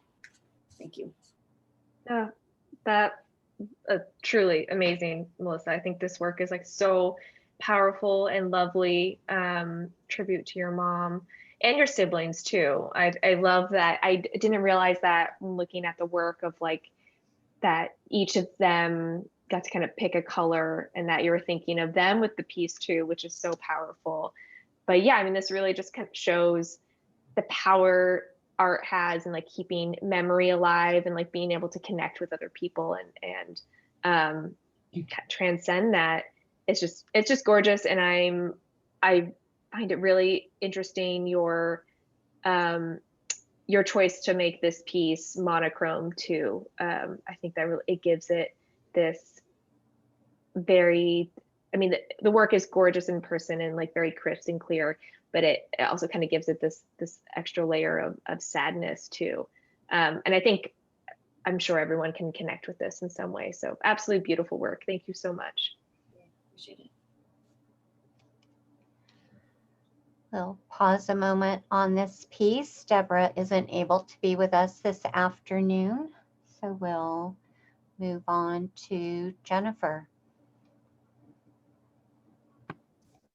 Hi, thank you. I'm Jennifer, and Melissa, that was really beautiful. And Annette previously, another just beautiful ways of touching on family and sort of dislocation and disintegration, which is this painting that I have here. That's in the show is entitled Waiting for a Knock. And it comes from a series that I did called entitled The Wasteland. And it unpacks some of the same themes of dislocating family and disintegration and dismantling of norms and, you know, the world on its side, which I think we've all had quite an awakening to over the last year and probably a bit more. My paintings generally start with a collage process where I unpack my sort of subconscious by being able to put together things that wouldn't necessarily normally go together, but I find them and they tell a story somehow. And as a matter of fact, I grabbed from my studio the collage that I did for this painting. Wow. So they're just taking pieces and parts, like this is a swash of ink that was sitting on the counter and a photo that I worked with. And then we all know the scraped paint at the end of the day on your glass palette. And then those collages, or that collage, gave me the ability to feed the painting so I could interpret it freely. So in this case, I was able to spray, pour, drip, trowel, sketch, any number of things to tell the story. And then the painting was almost done and I couldn't quite figure out what was missing. And the part at the top of the house, it was like a thought bubble. And you can kind of see behind that it was white. And I realized that the house was trying to talk, and the job at that point was to tell what was the house trying to say. And that's when the red paint and the stick came out and the dripping. And then once the voice of the house was heard, the painting was finished. So thank you so much for including me in the show. And I really appreciate it. That's so interesting to hear. I really was looking forward to hearing you talk about the work. And it's so fascinating to me hearing artists who like respond to their work as they make it and have it speak to them. Is so fascinating, and to see the collage and how this came to be, because I like spent a lot of time with this piece and just trying to think of what the inspiration was, because I definitely feel this like chaoticness to that red splatter, and it feels like there's like something kind of dark and sinister going on in this piece. But yeah, it's really fascinating, and I love all these connections that are being built through the show of memory and family and home, or even like lack of home. There's a lot there that could be like a mini exhibition within this. It's really beautiful. Thank you.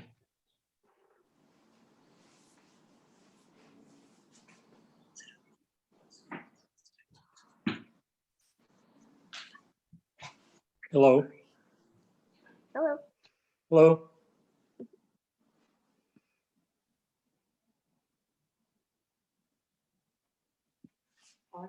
Do I need to? Oh, we can hear you. Yeah. Can you hear me? Yeah. Yeah, we Okay. can. I'm Mark Bauer, and it's difficult for me to say exactly what my paintings are about. I have this overall feeling that as we experience life, and I'm into my 70s, that I have some disappointment in how mankind is continuing to decimate our environment and how we treat each other. And I try to, with my art, try to cope with this anxiety. And I don't really come to the studio with a preconceived ideas of what exactly my paintings are going to be about. And I think that it's hard for the viewer probably to get a clear idea of what it is about, but I hope that it invites viewers to come in and really think about from the title to what the images are. And when I started in art school, I've always been, of course, involved in art since elementary school. But I ended up going to UC Davis in the late 60s and 70s. And of course, we were kind of on the outside from the New York school. Was such New York art was the center of the art world right then. And the Bay Area was kind of more of a rebel outsiders. And minimalism was certainly one of the dominant features, and my work, I think, was kind of a rebellion against that, because I really load up my art with a lot of imagery and textures, and also I kind of work between abstraction and figurative images. This painting called I Mind is kind of a play on maybe the third eye of extra perception, but also it could be taken as I'm bothered by what's going on. So I like the play between the two, way you could interpret the title. And I quite often will have images where there's kind of a figure of a head, but it's empty, which relates, I think, to the idea that we're gifted with such intellect as humans, but we don't, and I hope that we can find a way to reverse some of the negativity that we have created in our world and still be able to save ourselves. That's my hope, and that's what I keep working on. And but the painting for me is very, I don't know what I'd do if I didn't paint. I think that I'd be in a bad mental state.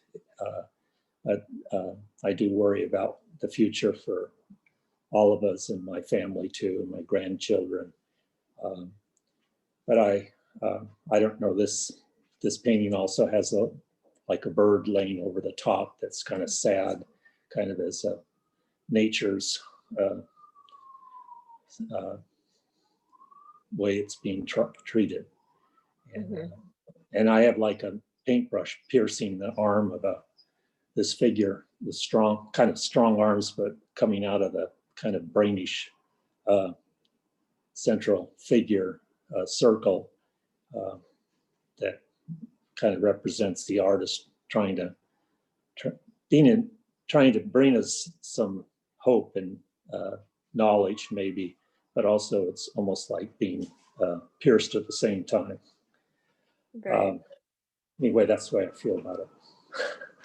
This is, I like love your work, and especially in the show. I think that's my favorite thing about exhibitions like this, is that you really get such a wide range of styles within the exhibition. And I just love your embracing this like maximalism beyond the constraints of the picture plane and beyond the edge. And I kind of find myself coming back to seeing work in person, being really drawn to images like this that are really rich with pattern and color and imagery. And of course, you know, we definitely get the sense of this like underlying anxiety.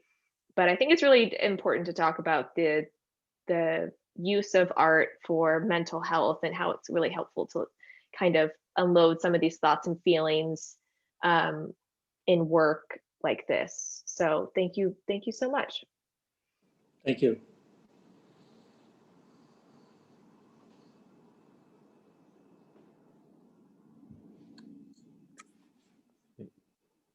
Hello, my name is David. I don't know if you guys can hear me.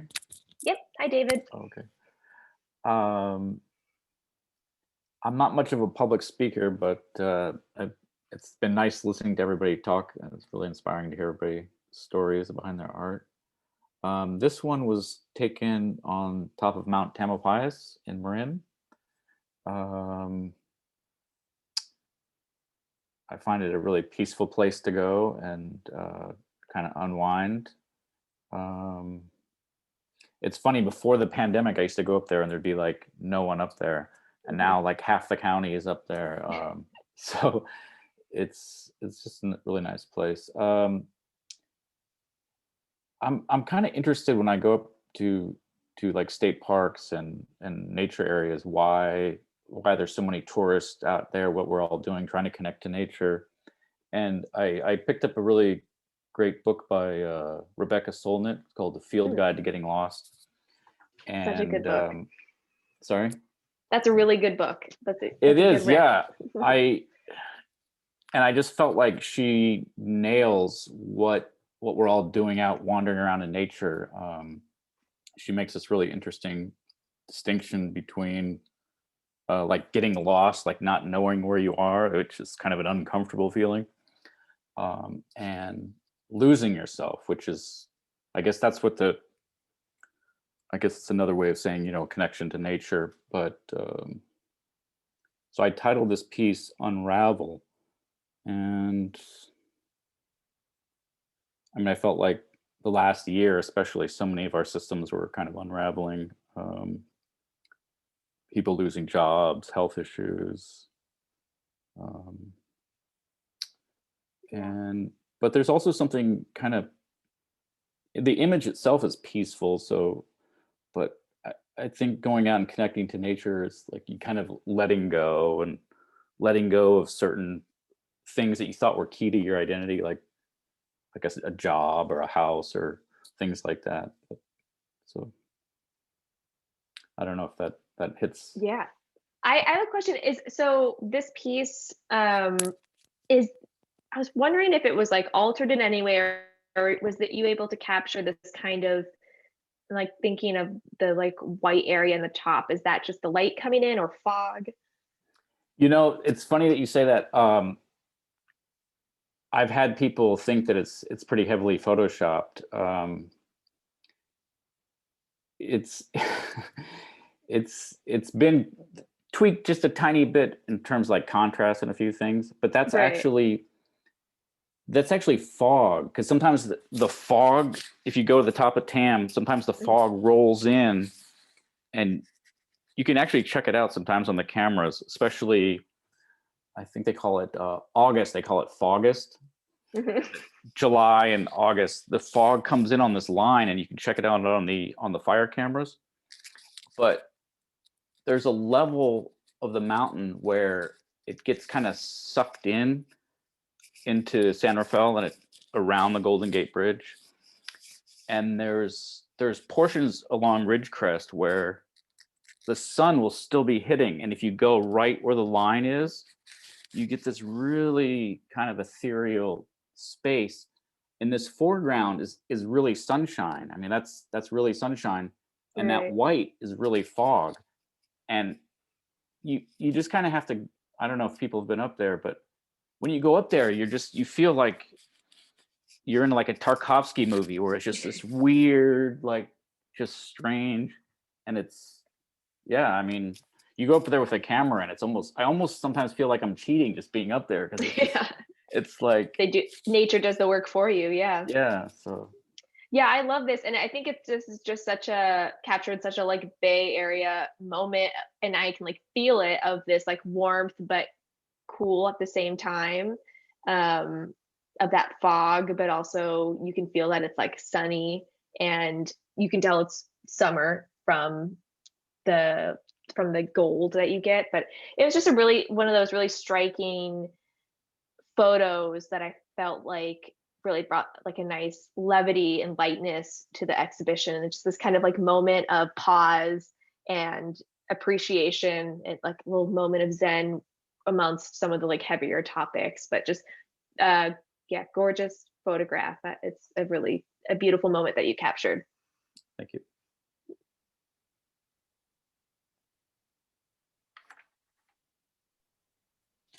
Hello. Hi, Jenny. Hi.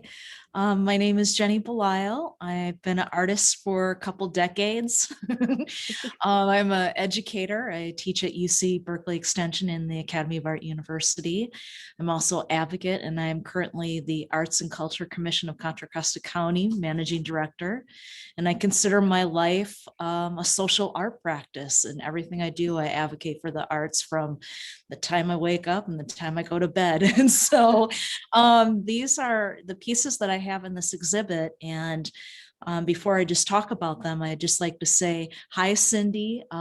It's venues like the Santa Cruz Art, what you do there is really important during good times and bad times at the Art Center, and it's a stable force, and I don't take that for granted. And thank you for your leadership, and Christine, you're brilliant. So 2 fabulous women. So yes, I'm really happy about this exhibit. And I see familiar faces like Nancy from UC Berkeley Extension, and also Roz Rudder from Richmond. So these pieces are part of what I call sort of social practice ready-mades. And so my practice, I like to investigate symbols of influence and that impact our perception. And with collective grief, I feel like this is what we've been sort of enduring right now as we've hit January, and how we're dealing with the remnants of this continuous sort of wide scale political gaslighting. And I feel like in order for us to really move forward, we need to, acknowledge truth. And this is part of what collective grief is. And I designed this piece, but I had an individual make this on the other side of the country with a different political background. And so I love that type of engagement in my practice, where I'm engaging out of my little pockets. And the next piece, Never Forget, that is where I repurposed a standard door sign, altering its function. And, I had a personal experience over a year ago with COVID, having it for a whole month, taking me down. And when I heard a former Health and Human Services Department appointee say, we want them infected, I want personal accountability for what has gone through. And so we can move forward. And I feel like, we were sort of thrown into something that could have been preventable, at least not at the extreme of what we're dealing with. And so I'm at that stage of collective grief and never forget in order to move forward. And so I continue to do that with my art practice. And I feel like in these times, I will continue to have many artworks of things that are continually inspired by our current events. Unfortunately, yeah, I think you're going to have a lot of material to work with for a long time. Jenny, I am just like, I love your work, and I think you handle what's happening politically so well. It's like with a sense of humor and like a lightness that is really easy to connect with. And I just think like work talking about social issues is just so important right now. And I even like in walking through the show, I kept finding myself like talking about collective grief, and I could just like point to your work, but it's so meaningful and smart. And I'm just excited to see what the future holds for your work, and so happy to have it in the show. Thank you.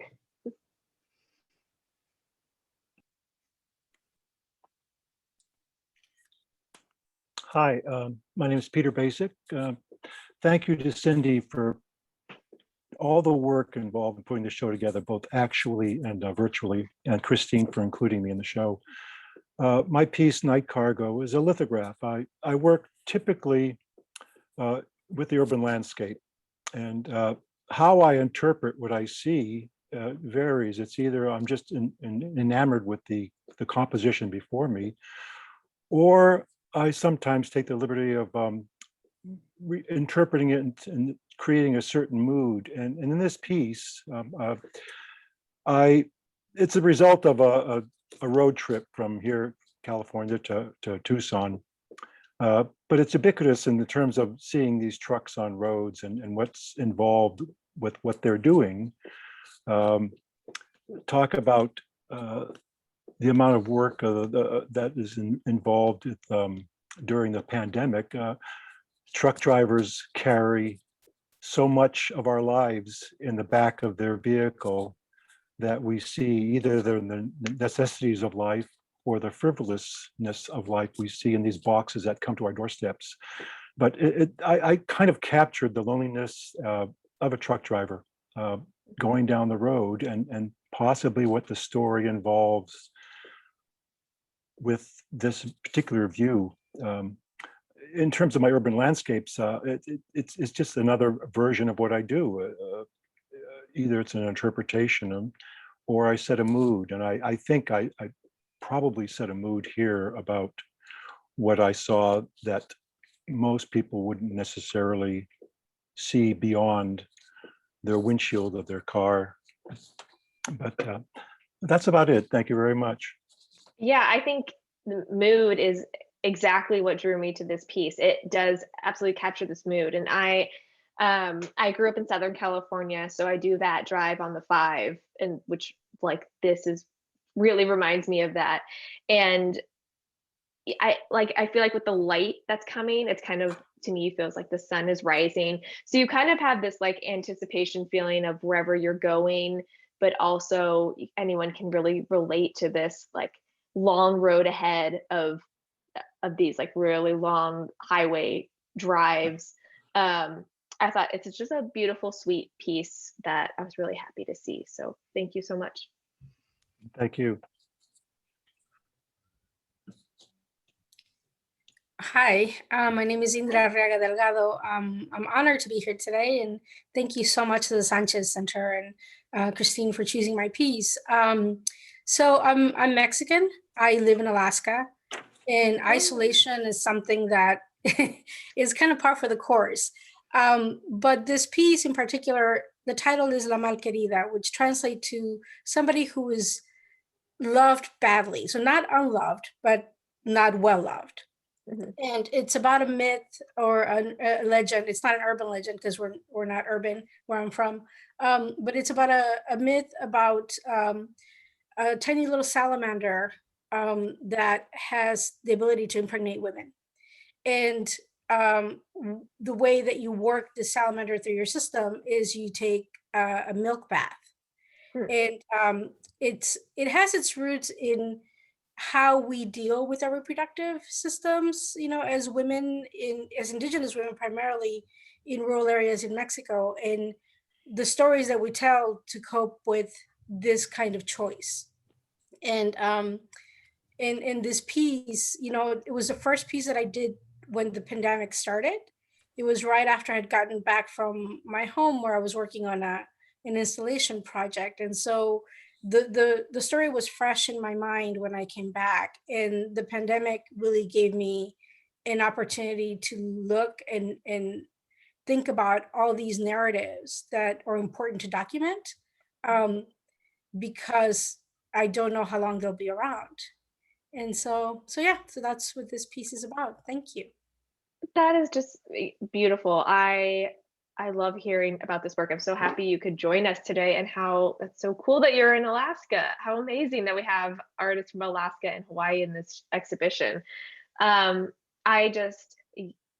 Yeah, this is a beautiful piece. I think sharing the like awareness of you know your background and like the histories and the stories that like might not get continued, or at least like shared broadly, is really important. And then just kind of being able to apply it to contemporary issues and personal issues is just such a beautiful work that I think a lot of women can kind of like relate to or sympathize with as well.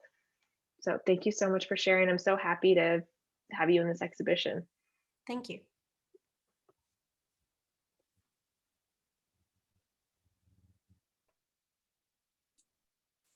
Hi. Whoops, did I mute myself? Yeah, we can hear you. Oh, go back. You muted yourself again. Hold on, sorry. We can't hear you. If you could unmute yourself. Unmute. There you go. We got it. Okay, I did it the reverse. I was like, unmute.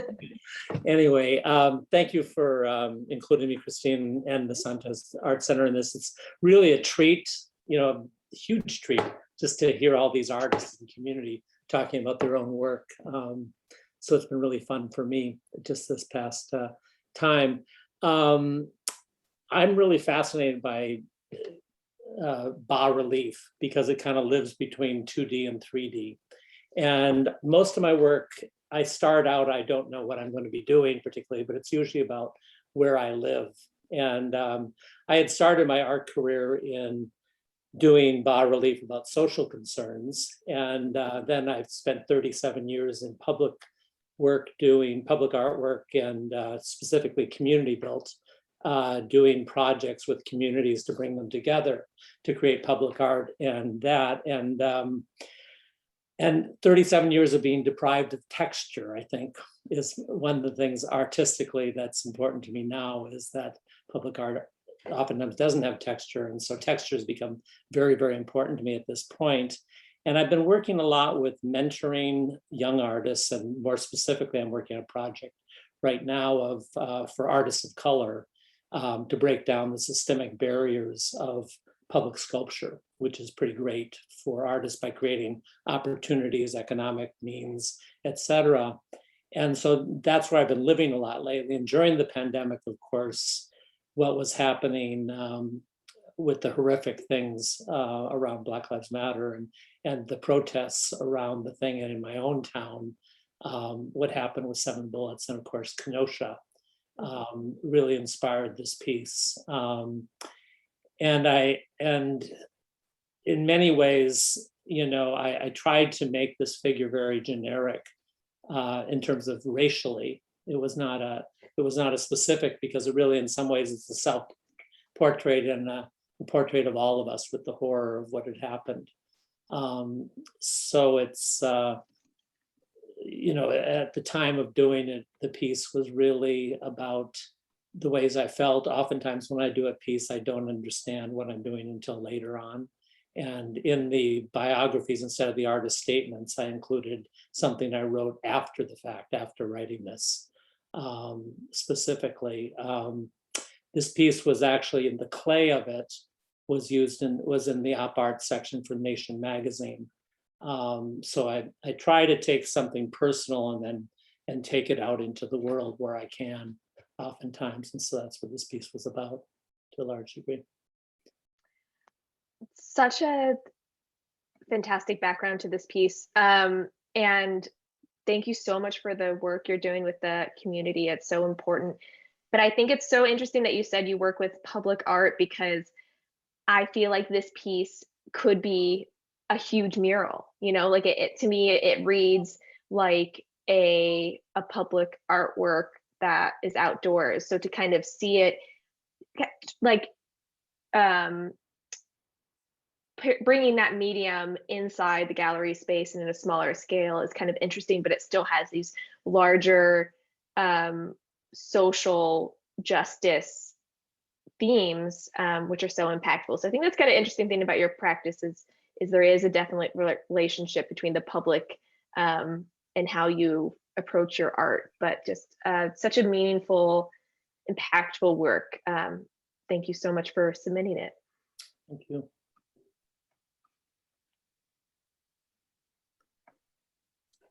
Okay, can you hear me?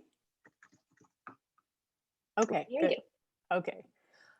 So my name is Amy Ahlstrom, and I am a modern quilter. I use silk and cotton. I usually use text and typically applique. This piece is actually was originally made in February of 2020 for the last show that I ended up being in before the pandemic. With this piece, I wanted to talk a little bit about what we don't say when we say that we're okay.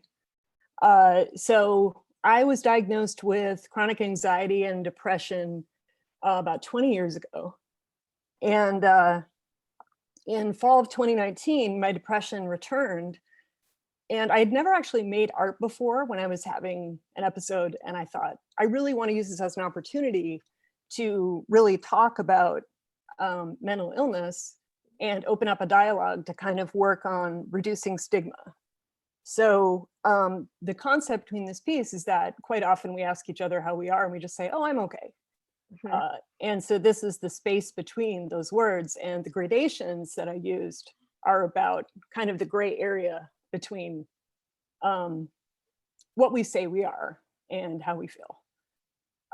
And the piece on the left, that's actually a self-portrait, and I cut and re-sewed the piece to kind of give a sense of how my identity feels a little fractured when I'm going through the depression. And you feel like a little bit of a stranger to yourself. So there's a bit of kind of a fracturing of identity. And then the eyes in the middle, I notice when I'm feeling really anxious, I have a difficulty looking at people or having people look at me. So, you know, Zoom has not been my best friend over the past year, but I've been working with this since the fall of 2019. And it's obviously very personal to me, but it's been really exciting because the more I talk about it, the more I feel like other people reach out to me, and it kind of opens up a dialogue. And last summer, I was actually in the 50/50 show at the Sanchez Art Center. And I used that time to make 50 pieces using the word okay. And I would post them on Instagram. And I heard so many amazing stories from people who are struggling with depression or anxiety, because during this pandemic, depression has gone up by about 40%. And I have to say, honestly, like one surprising thing that happened that was actually really positive to me is that for the first time in my life, I started to see advertisements on TV that said, hey, you know, it's okay not to be okay. Yeah. And that was really exciting for me because, you know, that was not something that I had ever heard before. So that gives me like a little bit of hope. I think that's such an interesting read of that. And I heard someone else say something of like, as a person who has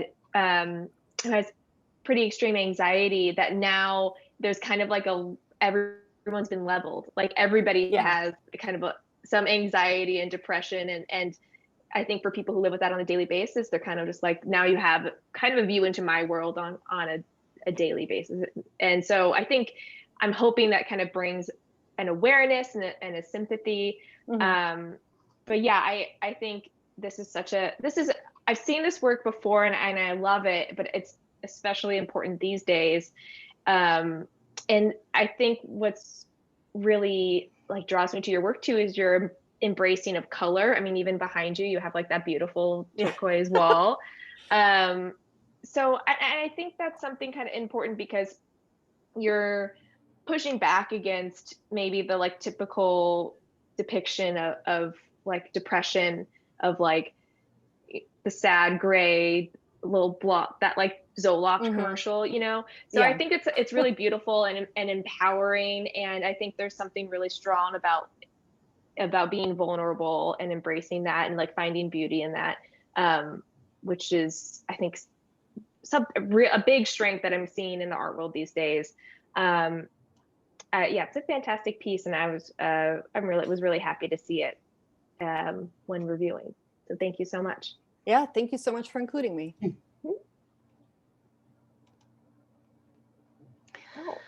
Wow. What an amazing and inspiring afternoon. Truly. And this show just always brings inspiration, but this one in particular, just the themes and what you've all accomplished is truly remarkable. So I really appreciate all of the artists here in the 2021 Left Coast Annual who were able to share about your work with us. Thank you for taking the time. Thank you for the work that you do. Christine, thank you so much for your generosity of time and all of your remarks about all of the pieces and what inspired you to select the works in the show. Thanks for inviting me. I had a really good time. This was really fun. Thanks.